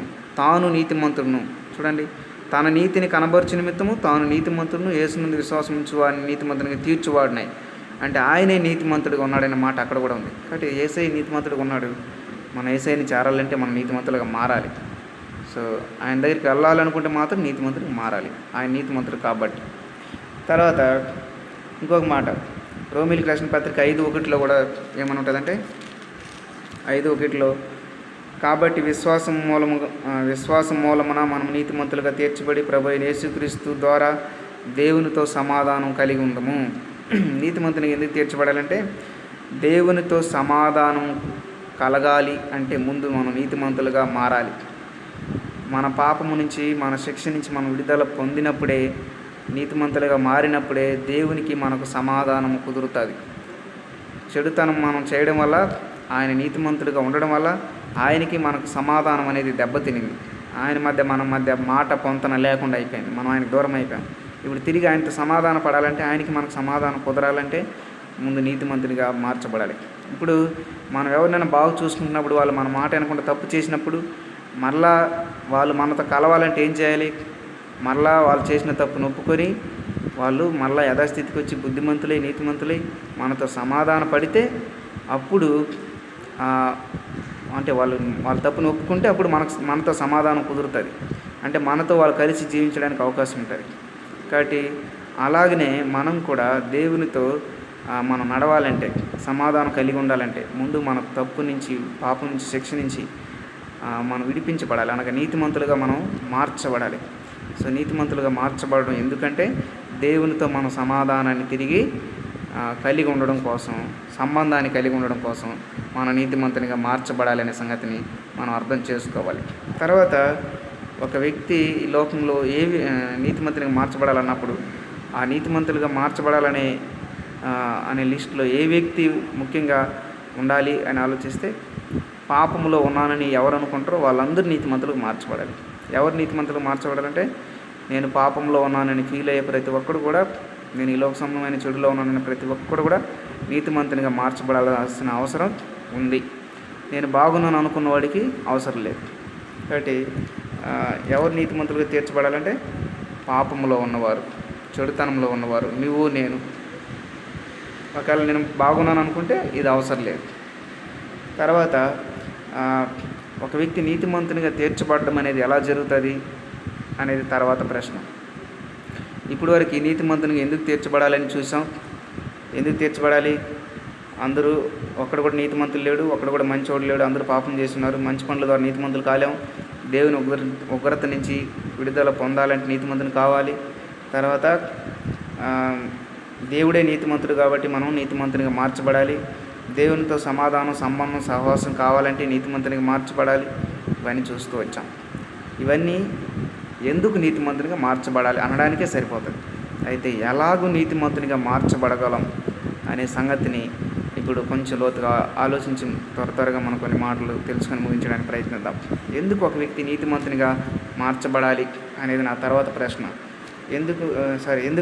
ఎలా నీతిమంతునిగా మార్చబడగలడు అనే దాని గురించి మనం ఆలోచిద్దాం. ఇప్పుడు రోమిలికి రాసిన పత్రిక 3:24 చదవండి. నీతిమంతునిగా మార్చబడడం అనేది ఎలా జరుగుతుంది ఒక వ్యక్తి జీవితంలో? మంచి పనుల ద్వారా కాలేం అని చూసాం కదా. నీతిమంతుడు ఎలా కాలేం? పుణ్యక్షేత్రాలు దర్శించడం వల్ల, దాన ధర్మాలు చేయడం వల్ల, పుణ్యకార్యాలు చేయడం వల్ల, యజ్ఞాలు యాగాలు చేయడం వల్ల, చర్చికి రావడం వల్ల, చేపలు వేయడం వల్ల, పాటలు పాడడం వల్ల, బైబిల్ చదవడం వల్ల, అనేక రకమైన ధర్మశాస్త్ర సంబంధమైన మంచి పనుల వలన నీతిమంతుడు కాలేం. మరి నీతిమంతుడు ఎలా కాగలం అనేది ఇప్పుడు మనం ప్రశ్న. ఎలా కాగలం అంటే రోమిలికి రాసిన పత్రిక 3:24లో చూడండి. అక్కడ కాబట్టి నమ్మువారు ఆయన కృపచేతనే క్రీస్తు యేసునందలి విమోచన ద్వారా ఉచితముగా నీతిమంతులుగా తీర్చబడుచున్నారు. కాబట్టి నమ్మువారు ఆయన కృపచేతనే క్రీస్తు యేసునందలి విమోచన ద్వారా ఉచితముగా నీతిమంతులుగా తీర్చబడుచున్నారు. ఎలాగవుతారంట? ఉచితముగా, కృప ద్వారానే. ఒక వ్యక్తి నీతిమంతుడు ఎలాగవుతున్నాడంటే యేసుక్రీస్తు ప్రభు యొక్క కృప ద్వారా, కేవలం ఆయన కృప ద్వారా మాత్రమే ఈ లోకంలో పాపంలో ఉన్నటువంటి, అనీతిలో ఉన్నటువంటి, శాపంలో ఉన్నటువంటి ఒక మానవుడు దేవుని యొక్క కృప ద్వారా మాత్రమే నీతిమంతుడు కాగలడు. అంతేగాని మనం ఇది జిమ్ములకు వెళ్ళడం వల్ల, మనం ఇది ఎక్సర్సైజ్ చేయడం వల్ల, బాడీ బిల్డర్ రావడం వల్ల, టాలెంట్ స్టూడెంట్ అవ్వడం వల్ల, క్లాస్లో ఫస్ట్ రావడం వల్ల, మన దాన ధర్మాలు చేయడం వల్ల, మంచి పనులు చేయడం వల్ల, చర్చికి రావడం వల్ల నీతిమంతులు కాలేం. కేవలం దేవుని యొక్క కృప ద్వారా మాత్రమే నీతిమంతులు కాగలం. కృప అనగా దేవుడు చేసేటువంటి, ఉచితంగా ఒక పాపికి చేసేటువంటి సహాయము ద్వారా మాత్రమే ఒక మానవుడు నీతిమంతుడు కాగలడు. దేవుడే అంట ఉచితంగా మనల్ని నీతిమంతులుగా చేయడం ద్వారా, ఉచితంగా మనకు సహాయం చేయడం ద్వారా మాత్రమే మనం నీతిమంతులుగా మనం అవుతున్నాం. కానీ మన శక్తిని బట్టి మాత్రం మనం నీతిమంతులుగా కాలేము అనే సంగతిని అక్కడ కృప ద్వారా అనే మాటని మనం అర్థం చేసుకోవాలి. కాబట్టి నమ్మువారు ఆయన కృపచేతనే క్రీస్తు యేసునందలి విమోచన ద్వారా, ఆయన ఉచితమైన కృపచేత క్రీస్తు యేసునందలి విమోచన ద్వారా ఉచితముగా నీతిమంతులుగా తీర్చబడ్డాం. సో బై హిస్ గ్రేస్ ఒక వ్యక్తి నీతిమంతుడిగా తీర్చబడతాడు యేసుక్రీస్తు యొక్క గ్రేస్ ద్వారా. గ్రేస్ అంటే అర్హత లేకున్నా కానీ ఒక వ్యక్తికి అవసరమైన దాన్ని ఇవ్వడాన్ని గ్రేస్ అంటారు. మనం అర్హులం కావు. మనం చేసినటువంటి పాపాన్ని బట్టి, చెడు పనులను బట్టి పరలోకి వెళ్ళడానికి, మోక్షానికి వెళ్ళడానికి మనకు అర్హత లేదు. దేవుని దగ్గరికి రావడానికి అర్హత లేదు. కానీ ఆయన మనం చేసిన చెడుని బట్టి మనం పరలోకి వెళ్ళడానికి అర్హులు కాకపోయినా మనల్ని పరలోకానికి వెళ్ళేటువంటి హక్కుదారులుగా, దానికి మనల్ని చేసేటువంటి పనిని ఆయనే ఉచితంగా చేశాడు. దాన్ని గ్రేస్ అంటారు. ఉచితముగా యేసుక్రీస్తు కృప ద్వారా మనం అర్హత లేకుండా కూడా ఒక దాన్ని పొందుకోవడాన్ని గ్రేస్ అంటారు. సో ఆ రకంగా by his grace we are justified. మనం ఆయన కృపచేత నీతిమంతులుగా తీర్చబడ్డాం. తర్వాత రెండవది mercy. By his mercy we are justified. దేవుని యొక్క మెర్సీ ద్వారా మనము నీతిమంతులకు తీర్చబడ్డాం. మెర్సీ అంటే ఏంటంటే రావాల్సిన శిక్షను ఇవ్వకపోవడం. గ్రేస్ అంటే ఏమో అర్హత లేని దాన్ని మనకు ఇవ్వడం ద్వారా నీతిమంతులుగా దేవుడు డిక్లేర్ చేశాడు. మెర్సీ అంటే ఏమో రావాల్సిన శిక్షను ఒక వ్యక్తికి ఇవ్వకపోవడం ద్వారా దేవుడు ఆ వ్యక్తి శిక్ష నుంచి విడిపించబడ్డాడు అని చెప్పడం ద్వారా నీతిమంతులని ప్రకటిస్తున్నాడు. కాబట్టి రావాల్సిన శిక్ష ఏంటి? మనం చేసిన పాపమునకు, నరకమునకు మనం వెళ్ళాలి. అగ్నిగుండంలో మనం కాలాలి. ఆ నరకంలో అగ్ని ఆరదు, పురుగు చావదు. అంటే చనిపోయిన తర్వాత దేవుడు అగ్నిగుండంలో పడేస్తాడు. అగ్ని ఆరదు, పురుగు చావదు. అక్కడ అగ్ని 7 అంతలు మండుతూ ఉంటుంది. కొన్ని 100 మీటర్లకు ఎత్తుకు మండుతూ ఉంటుంది. పురుగు చావదు. అంటే మన ఆత్మకి చావు లేకుండా అక్కడ అగ్నిగుండలు కాలుతూ, ఏడుస్తూ, పండ్లు గిట్టుకొని నిత్యము ఆకలి దాహమని ఏడుస్తూ ఉంటాం పండ్లు గిట్టుకొని ఆ మంటల్లో దాహానికి. కానీ ఆ పెయిన్ 1 గంట సేపు, అరగంట సేపు అలా కాదు, అది నిత్యం ఉంటుందంట. చనిపోతూ ఉంటే ఎంత యాతన ఉంటుంది. ఒక వ్యక్తి తల్లడిల్లి కొట్టుకొని చనిపోతారు. చనిపోయేటప్పుడు ఎంత బాధ ఉంటుంది, ఆయాసం. అలాంటి ఆయాసం ఉంటుంది నరకంలో. అది ఎల్లప్పుడూ ఉంటుంది, నిత్య నరకంలో మనం కాలుతూ ఉంటాం. అలాంటి నిత్య నరకానికి, శిక్షకు పాత్రులమైన మనల్ని దేవుడు ఏం చేశాడంట, ఆ శిక్షకు నువ్వు పాత్రుడు కాదు, దాని నుంచి నువ్వు విడిపించబడ్డావు అని ఆయనే రావాల్సిన శిక్షను మన మీదకి పంపించకుండా ఆ శిక్ష నుంచి మనల్ని విడిపించడం ద్వారా ఆయన మనల్ని నీతిమంతులుగా చేస్తున్నానని చెబుతున్నాడు. కాబట్టి దేవుడు తన మెర్సీ ద్వారా రావాల్సిన శిక్షను మన మీదకి పంపకుండా ఆయన దయను మన మీద ఉంచడం ద్వారా మనము ఆ శిక్ష నుంచి విడిపించబడడం ద్వారా నీతిమంతులమయ్యాం. ఒకటి అర్హత లేని దాన్ని ఇవ్వడం, పరలోకానికి అర్హులం కాము దాన్ని ఇవ్వడం, కృప ద్వారా నీతిమంతులయ్యాం. దాన్ని ఆయన ఇవ్వడం ద్వారా నీతిమంతులని నిరూపించాడు. నీతిమంతులు చేశామని, నిన్ను నన్ను చేశానని ఆయన చెప్తున్నాడు.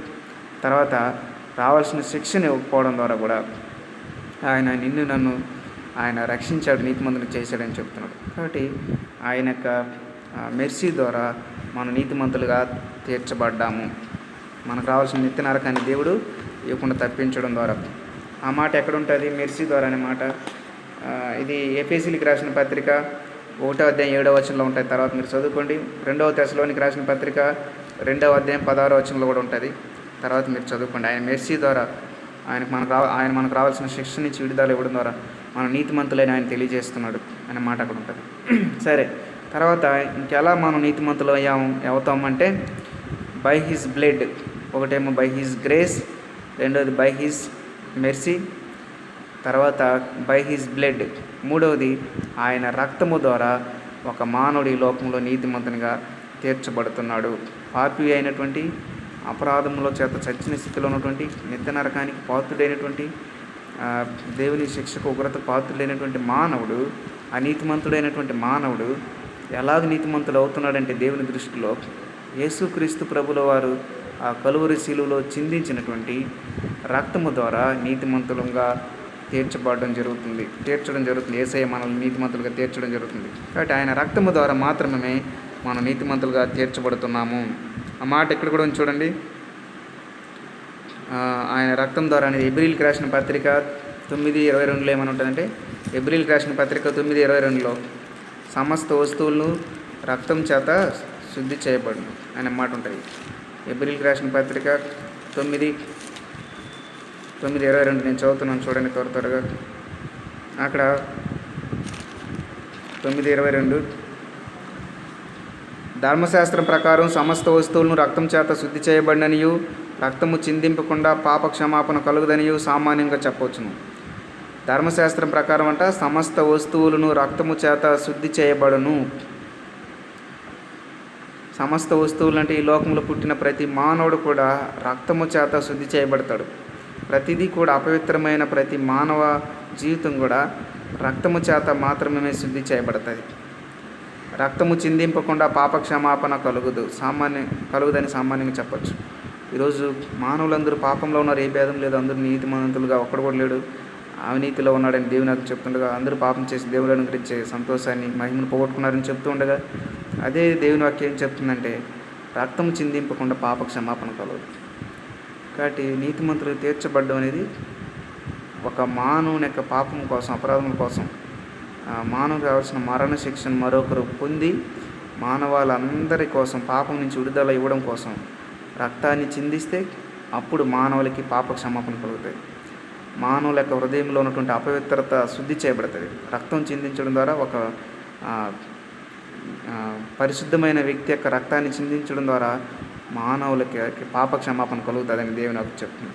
గొర్రెల్ని, మేకపోతుల్ని వాటిని బలివ్వడం ద్వారా మానవులు చేసిన పాపాలకి క్షమాపణ, విడుదల కలగదు. పాప క్షమాపణ కలగదు, విడుదల కలగదు, విమోచన కలగదు. అనగా మానవుడు నీతిమంతుడు కాలేడు.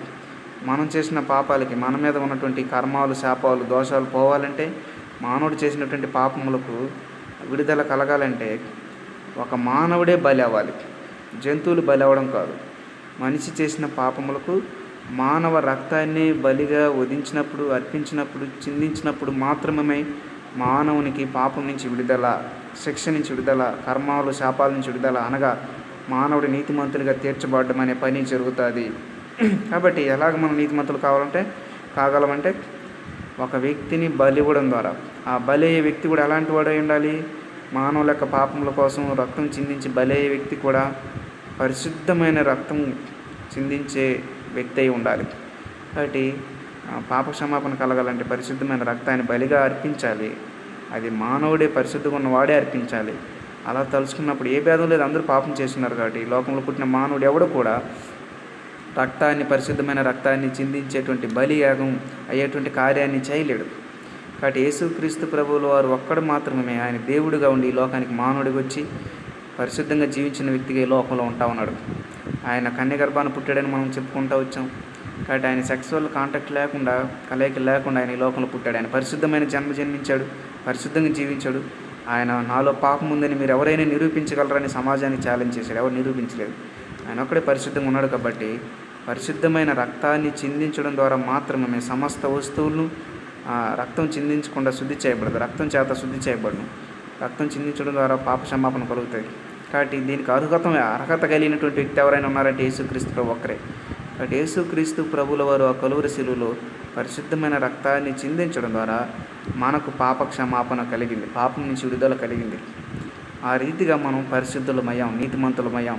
ఈరోజు నిర్దోషులుగా తీర్చబడ్డాం. మనకు రావాల్సిన పాపానికి రావాల్సిన ఆజ్ఞాతిక్రమ పాపం, పాపం వలన వచ్చే జీతం మరణం. మనం చేసిన పాపములకు మరణ శిక్ష, నిత్య నరకం మన మీద ఏలుబడి చేస్తూ ఉండగా ఆ మరణ శిక్ష నుంచి విడుదల ఇవ్వడానికి వచ్చేటువంటి వ్యక్తి రక్తాన్ని చిందించి బలి అయ్యి ఆ మరణ శిక్షను పొందుకున్నప్పుడే విడుదల ఇవ్వగలడు.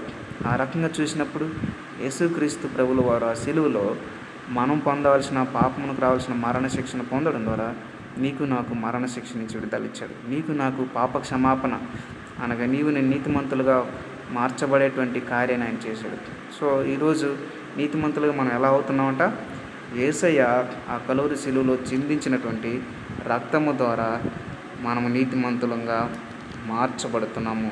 దేవుని దృష్టిలో పాపం నుంచి విడిపించబడి, కర్మాలు, శాపాల నుంచి విడిపించబడి నిర్దోషులుగా నిలబడేటువంటి భాగ్యము యేసయ్య చిందించినటువంటి ఆ రక్తము ద్వారా మాత్రమే మనకు కలుగుతూ ఉంది.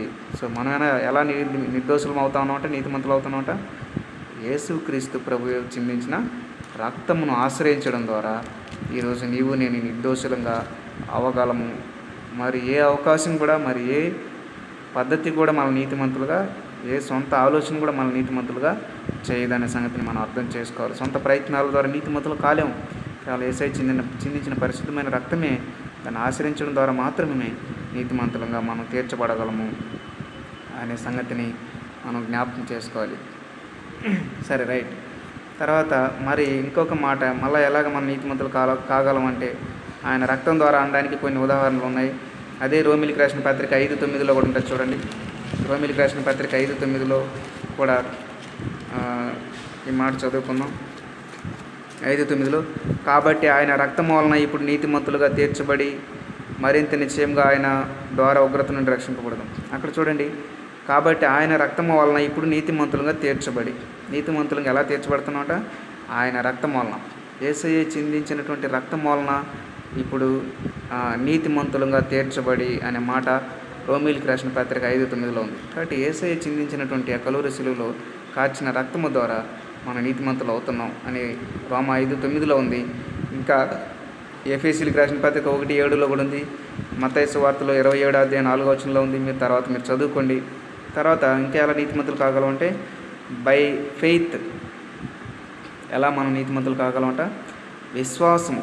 యేసుక్రీస్తు ప్రభు చేసినటువంటి సిలువ కార్యం మీద, ఆయన పొందినటువంటి మరణ దెబ్బల మీద, ఆయన పొందినటువంటి చావు, మరణ పునరుద్ధానాల మీద మనం విశ్వాసం ఉంచడం ద్వారా యేసయ్య నా పాపముల కోసం చనిపోయాడు, పాతిపెట్టాడు, 3వ దినాన తిరిగి లేచాడు అని యేసయ్య కార్చిన రక్తము ద్వారా, సిలువ మరణం ద్వారా, ఆయన పునరుద్ధానం మీద విశ్వాసం ఉంచడం ద్వారా యేసయ్య నా దేవుడని, నా రక్షకుడని, పాపం నుంచి విడిపించబడగలడని, విడిపించే శక్తిమంతుడని నమ్మడం ద్వారా, మనం విశ్వాసం యేసయ్య మీద ఉంచడం ద్వారా మాత్రమే మనం రక్షణ పొందగలం. చూడండి, by faith upon Jesus we are justified. యేసుక్రీస్తు ప్రభు మీద, ప్రభువునందు విశ్వాసం ఉంచడం ద్వారా మాత్రమే మనం నీతిమంతులంగా ప్రకటించబడగలుగుతున్నాం, నీతిమంతులంగా తీర్చబడగలుగుతున్నాం, నీతిమంతులు అవుతున్నాం అనే మాటని మనం అర్థం చేసుకోవాలి. బై హిస్ ఫెయిత్ అనే దానికి ఒక ఉదాహరణ చూసుకున్నాం, ఒక వాక్యంలో ఆధారం చూసుకున్నాం. రోమిలికి రాసిన పత్రిక 5:1 చూడండి. రోమిలికి రాసిన పత్రిక 5:1 అక్కడ, కాబట్టి విశ్వాసం మూలమున మనం నీతిమంతులుగా తీర్చబడి. ఎలా నీతిమంతులుగా తీర్చబడుతున్నామంట? ఇందాకేమో యేసుక్రీస్తు ప్రభువుల వారు చిందించిన రక్తము వలన నీతిమంతులుగా తీర్చబడిని చూసాం. ఇప్పుడేమో కాబట్టి విశ్వాసము మూలమున మనం నీతిమంతులుగా తీర్చబడి మన ప్రభు అయిన యేసుక్రీస్తు ద్వారా దేవునితో సమాధానం కలిగి ఉన్నాం. కాబట్టి యేసుక్రీస్తునందు విశ్వాసం మూలమున నీతిమంతులుగా తీర్చబడుతున్నాం అనే మాట రోమిలికి రాసిన పత్రిక 5:1 మనం చూస్తూ ఉన్నాం. సో చాలా మాటలు చూసుకున్నాం కదా. ఒకటి, by his grace we are justified. తర్వాత by his mercy we are justified. తర్వాత by his blood we are justified. తర్వాత by faith upon Jesus we are justified as per Romans 5th chapter 1st verse. రోమిలికి రాసిన పత్రిక 5వ అధ్యాయం 1వ ప్రకారం విశ్వాసం మూలంగా మనం నీతిమంతులుగా తీర్చబడ్డాము. తర్వాత ఇంకా మనం నీతిమంతులు ఎలా అయ్యామంటే, 1 యోహాను పత్రిక 1వ అధ్యాయం 9వ వచనం. 1 యోహాను పత్రిక 1వ అధ్యాయం 9వ వచనం చూడండి. 1వ అధ్యాయం 9వ వచనంలో ఒక వ్యక్తి నీతిమంతుడు ఎలా అయ్యాడంటే, మన పాపములను మనం ఒప్పుకునేట్లా ఆయన నమ్మదగిన వాడు నీతిమంతుడు కనుక ఆయన మన పాపములను క్షమించి సమస్త దుర్నీతి నుంచి మనలను పవిత్రులుగా చేయును. ఎలా మనం నీతిమంతులు అయ్యామంట? మన పాపములను మనము ఒప్పుకొనినెల్లా ఆయన నమ్మదగిన వాడును నీతిమంతుడును కనుక ఆయన మన పాపములను క్షమించి సమస్త దుర్నీతి నుంచి మనలను పవిత్రులుగా చేయును. ఎలా నీతిమంతులు అవుతున్నాం అంటే, by confessing about our sin. మన పాపములను మనం ఒప్పుకోవడం ద్వారా, యేసుక్రీస్తు ఎదుట మనం క్షమాపణ కోవడం ద్వారా, యేసయ్య దగ్గర మన పాపముల విషయమై మనం ఒప్పుకొని పశ్చాత్తాపడడం ద్వారా మనం నీతిమంతులయ్యాం అనే సంగతిని అర్థం చేసుకోవాలి. మంచి పనుల ద్వారా కాలేము. మన హృదయంలో చేసినటువంటి రహస్య పాపములను మన తల్లిదండ్రులతో ఒప్పుకోలేనివి, మన ఫ్రెండ్స్తో ఒప్పుకోలేనివి, సేవకులతో ఒప్పుకోలేనివి, మంచి విషయాలు చెప్పే వాళ్ళతో ఒప్పుకోలేనివి, ఎంత రహస్య పాపమైన ఎవరితో ఒప్పుకోలేనివి కూడా యేసయ్య దగ్గర ఒప్పుకుంటే ఆయన మనల్ని క్షమిస్తాడు. ఆయన ఎంత ఘోర పాపినైనా క్షమించేవాడు, ఎంత ఘోర పాపినైనా ప్రేమించేవాడు. ఆయన ఒకసారి విచారణలో పట్టబడిన స్త్రీని ఆయన ఎదుగు తీసుకొస్తే అందరూ ఆమెను రాళ్ళతో కొట్టి చంపాలని చూస్తే యేసుక్రీస్తు మాత్రం క్షమించి, అమ్మా వాళ్ళెవరు నిన్ను శిక్షించలేదంటే, లేదు ప్రభు అంటే, నేను కూడా నిన్ను శిక్షించట్లేదు, నీ పాపాలను క్షమించాను, వెళ్ళి పాపం చేయొద్దని చెప్పి నీతిమంతుని తీర్చి పంపిస్తాడు. కాబట్టి ఆయన ఎంత ఘోర పాపినని క్షమించేవాడు కాబట్టి, ఆయన ఎదుకు వచ్చేవాడిని ఆయన ఏమాత్రం తోసివేసేవాడు కాదు కాబట్టి, ఆయన వాళ్ళ పాపముల విషయం ఆయన నమ్మదగిన దేవుడిగా క్షమించే దేవుడు ఉన్నాడు కాబట్టి ఆయన ఏం చేస్తున్నాడంటే, ఆయన నమ్మదగిన వాడును నీతిమంతును కనుక మన పాపములను క్షమించి, మన క్షమాపణ కోరడం ద్వారా మనల్ని క్షమించి సమస్త దుర్నీతి నుంచి మనల్ని పవిత్రులుగా చేస్తున్నాడు. మనం చేసిన పాపాలను బట్టి మనం అపవిత్రులు, పాపులు, అనీతిమంతులం. ఇప్పుడు పవిత్రులుగా చేస్తున్నాడు అంటే ఏం చేస్తున్నాడంటే, మనల్ని అనీతిమంతులుగా ఉన్న స్థానం నుంచి, పాపం నుంచి, పాపపు శిక్ష నుంచి, దేవుని ఉగ్రత నుంచి విడిపిస్తున్నాడు, పరిశుద్ధులుగా చేస్తున్నాడు. పరిశుద్ధులుగా చేస్తున్నాను అని చెప్తే, నేను సమస్త దుర్నీతి నుంచి విడిపిస్తున్నానని చెప్తే, నీ పాపం క్షమించానని చెప్తే యేసయ్య ఏం చెప్తున్నాడంటే, నువ్వు నీతిమంతుడు బాబు అని చెప్తున్నాడు.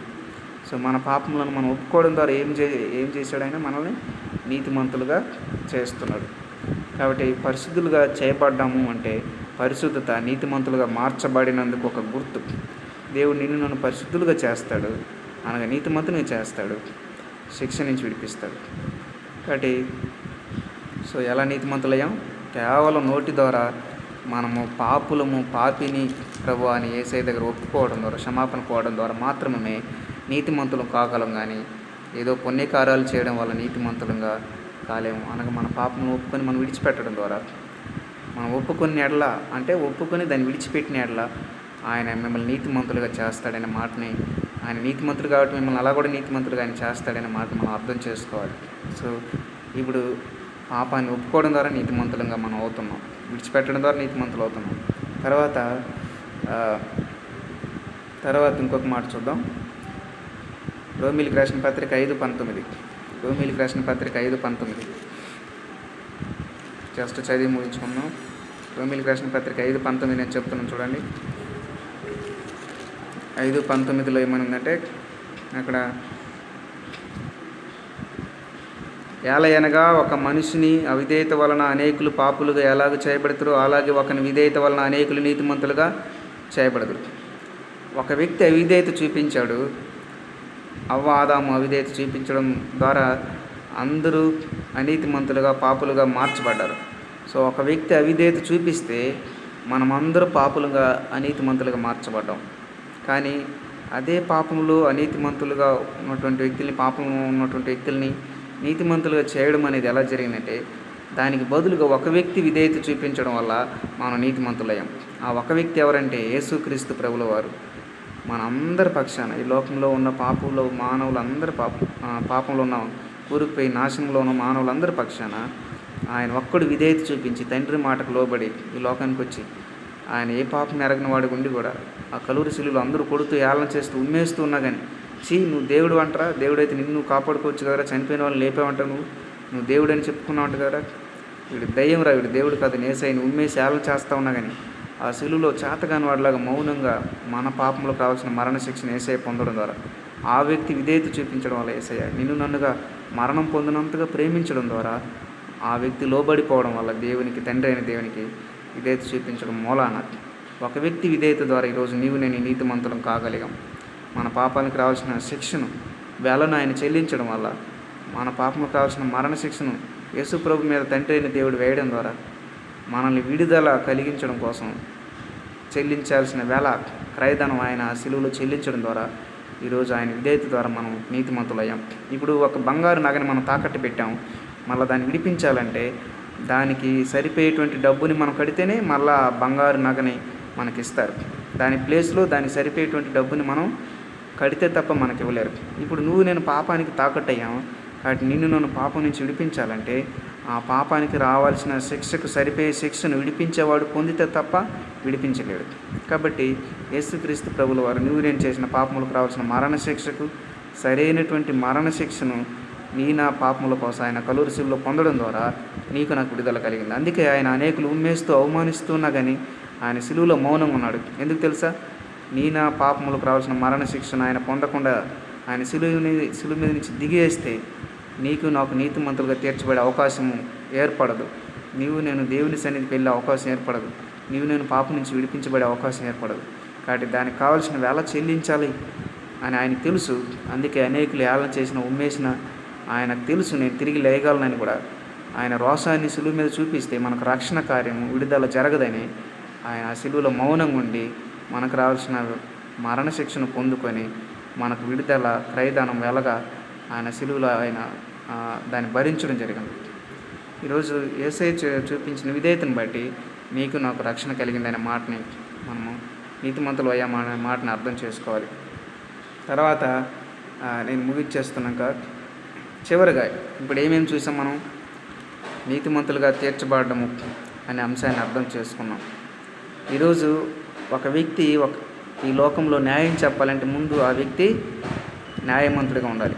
ఒక వ్యక్తిని బాగు చేయాలంటే ముందు ఆ వ్యక్తి బాగుగా అయినవాడుగా ఉండాలి. ఒక పాపిని మార్చాలంటే ముందు పాపం చేయనివాడుగా ఉండాలి. ఒక తాగుబోతుని మార్చాలంటే ముందు వాడు తాగుబోతు కాకుండా ఉండాలి. కాబట్టి ఈ లోకంలో పాపంలో ఉన్న మానవుడిని మార్చాలంటే పాపం చేయని వ్యక్తి అయి ఉండాలి. కాబట్టి ఆ రకంగా చెప్పుకుంటూ పోయినప్పుడు ఏ భేదం లేదు, అందరూ పాపం చేశారు, అందరూ పాపంలో ఉన్నారు. అందరిని విడిపించాలంటే పాపం చేయని వ్యక్తి అవసరం. అందుకే యేసయ్య ఈ లోకానికి వచ్చి మరణించాడు. కాబట్టి ఆయన చనిపోయి ఈరోజు నన్ను నీతిమంతుని తీర్చి పరలోకం వెళ్ళే భాగ్యాన్ని మనకు అనుగ్రహించాడు. కాబట్టి నేను ముగిస్తున్నా. ఏమేమి మనం చూసాం ఒకసారి రిపీట్ చేస్తూ ముగిస్తాను. ఒకటి, నీతిమంతులు ఒక వ్యక్తి దేవుని దృష్టిలో నిర్దోషులు ఎలా కాగలరు నేను చూసాం. అసలు నీతిమంతులకు తీర్చబడడం అంటే నిర్వశం ఏంటి చూసాం, దాని అర్థం ఏంటో చూసాం. తర్వాత ఎందుకు నీతిమంతునిగా తీర్చబడాలని చూసాం. తర్వాత ఎవరు నీతిమంతునిగా తీర్చబడాలి? పాపంలో ఉన్నవాడు అని చూసాం. తర్వాత ఎలా నీతిమంతులుగా తీర్చబడగలం అని చూసాం. ఎలాగో అంటే by his grace, by faith, by mercy, by his blood. తర్వాత బై కన్ఫెసింగ్ అవర్ సిన్, మన పాపం మనం ఒప్పుకోవడం. తర్వాత ఇంకా యేసుక్రీస్తు బై హిజ్ ఒబీడియంట్, యేసుక్రీస్తు తండ్రి అయిన దేవునికి లోబడడం ద్వారా. తర్వాత యేసయ్య నోటి ద్వారా ఒప్పుకోవడం ద్వారా, పాపాన్ని విడిచిపెట్టడం ద్వారా మనం నీతిమంతులుగా అయ్యాం. ఎలా నీతిమంతులు కాలేమని కూడా చూసాం. మంచి పనుల ద్వారా నీతిమంతులు కాలేమని చూసాం. ఈరోజు సరే నీతిమంతులం అయితే మనకు వచ్చింది ఏంటి బెనిఫిట్ అని నేను జస్ట్ చదివి ముగిస్తాను. నీతిమంతులుగా తీర్చబడితే వచ్చిన లాభం ఏంటంటే, మొదటిది దేవుని ఉగ్రత నుంచి మనకు విడుదల కలిగింది. నీతిమంతులు అయిన వారికి వచ్చినటువంటి బెనిఫిట్ ఏంటంటే, నీతిమంతులుగా తీర్చబడిన వారికి వచ్చిన లాభం ఏంటంటే, దేవుని ఉగ్రత కిందకి మనం రాము. ఇంకా దేవుడు మన మీద ఎలాంటి ఉగ్రత శిక్ష కూడా ఎప్పుడు కూడా చూపించడు. సో దేవుని ఉగ్రత నుంచి విడుదల రోమీయులకు రాసిన పత్రిక 5:9 ఉంటుంది అన్నమాట.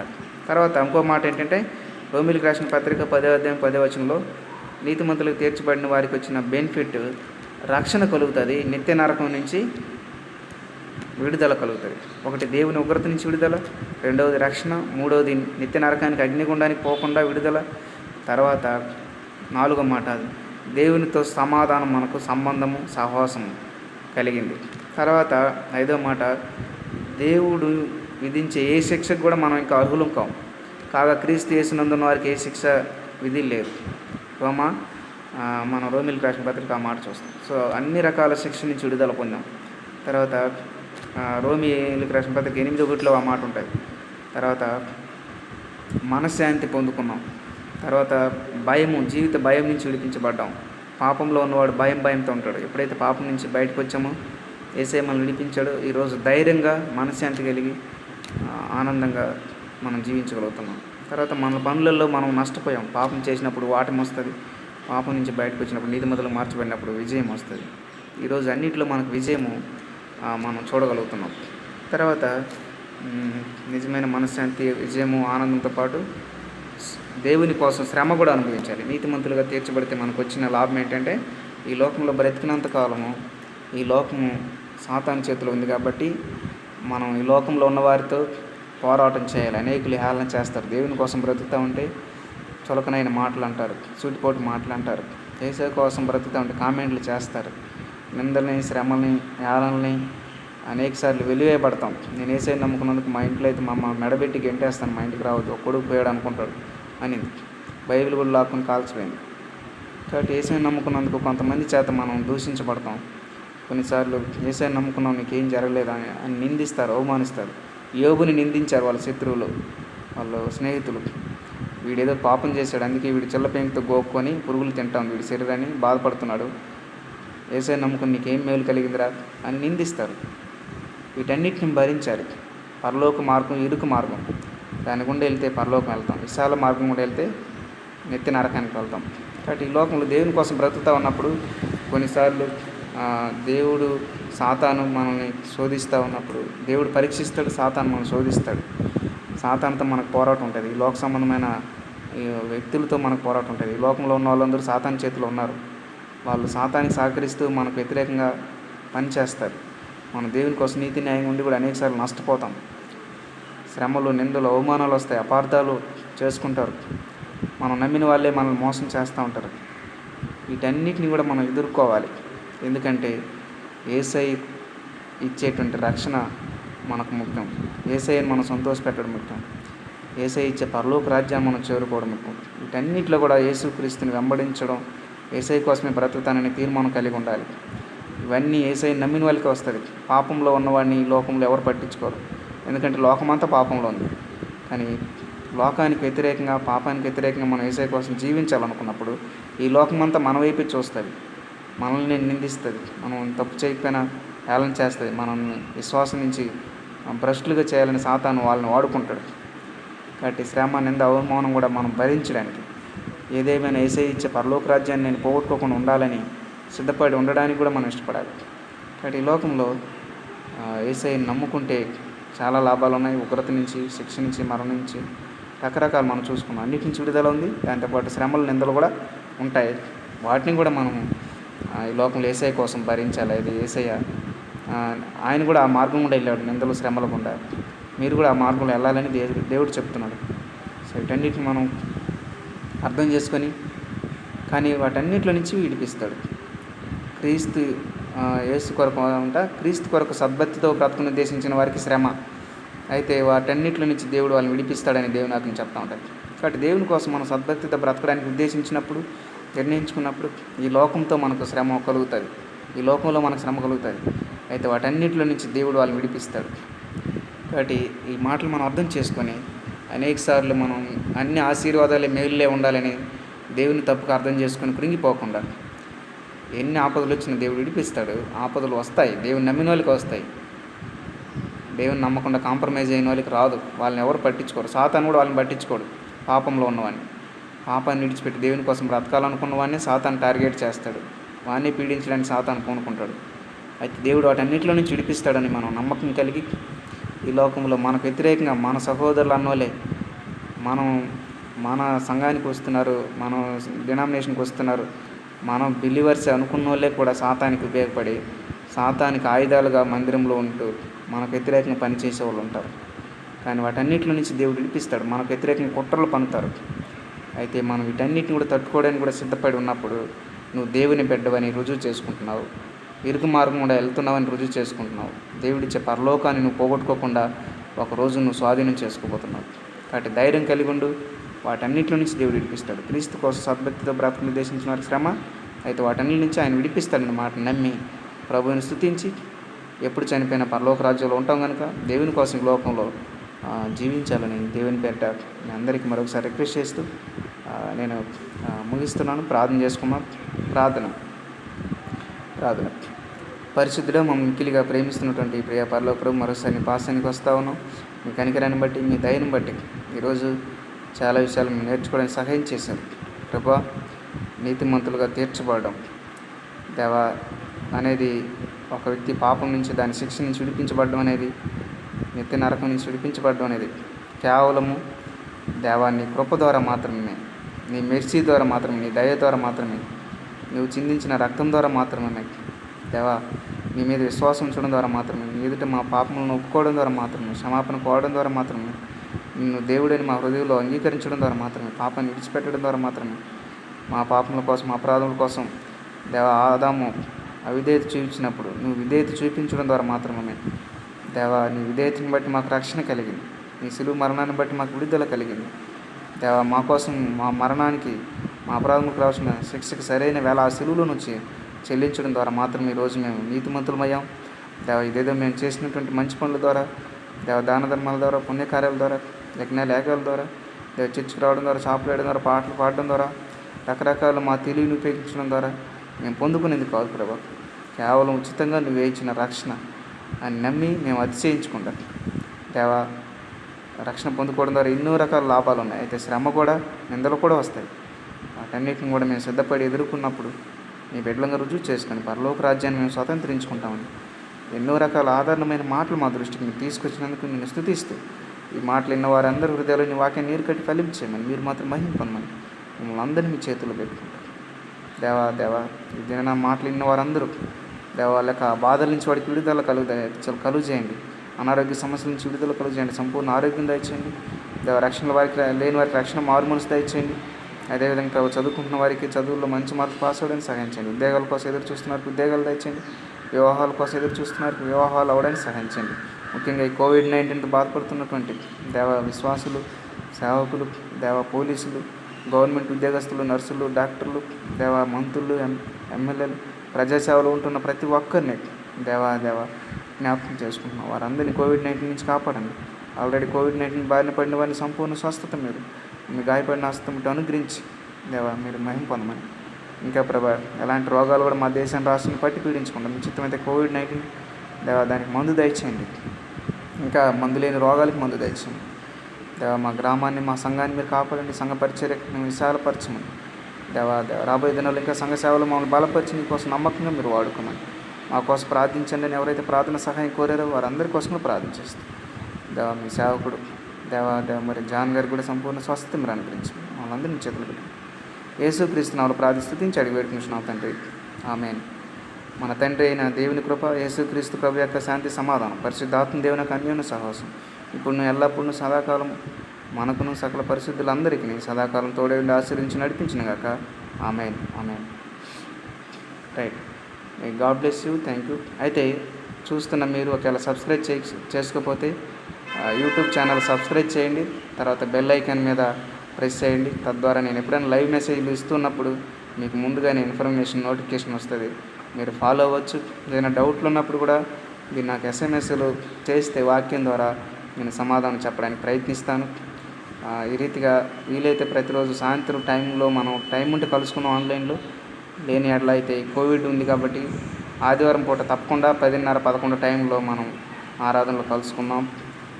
మా సంఘ కార్యక్రమాలు మంగళవారము సాయంత్రం సంఘ ప్రార్థన ఉంటుంది 6:30-7 గంటలకి. వీలైతే లైవ్లో అప్పుడు కలుసుకోవచ్చు. తర్వాత శుక్రవారం ఉపవాస ప్రార్థన ఉంటుంది ఉదయం 10:30-11కి. సో యథావిధిగా ఆ టైంలో మనం కలుసుకోవచ్చు కుదిరితే. సో మా కోసం కూడా ప్రార్థించండి. మీ ప్రార్థన అవసరం ఉంటే మాకు కూడా పంపించండి.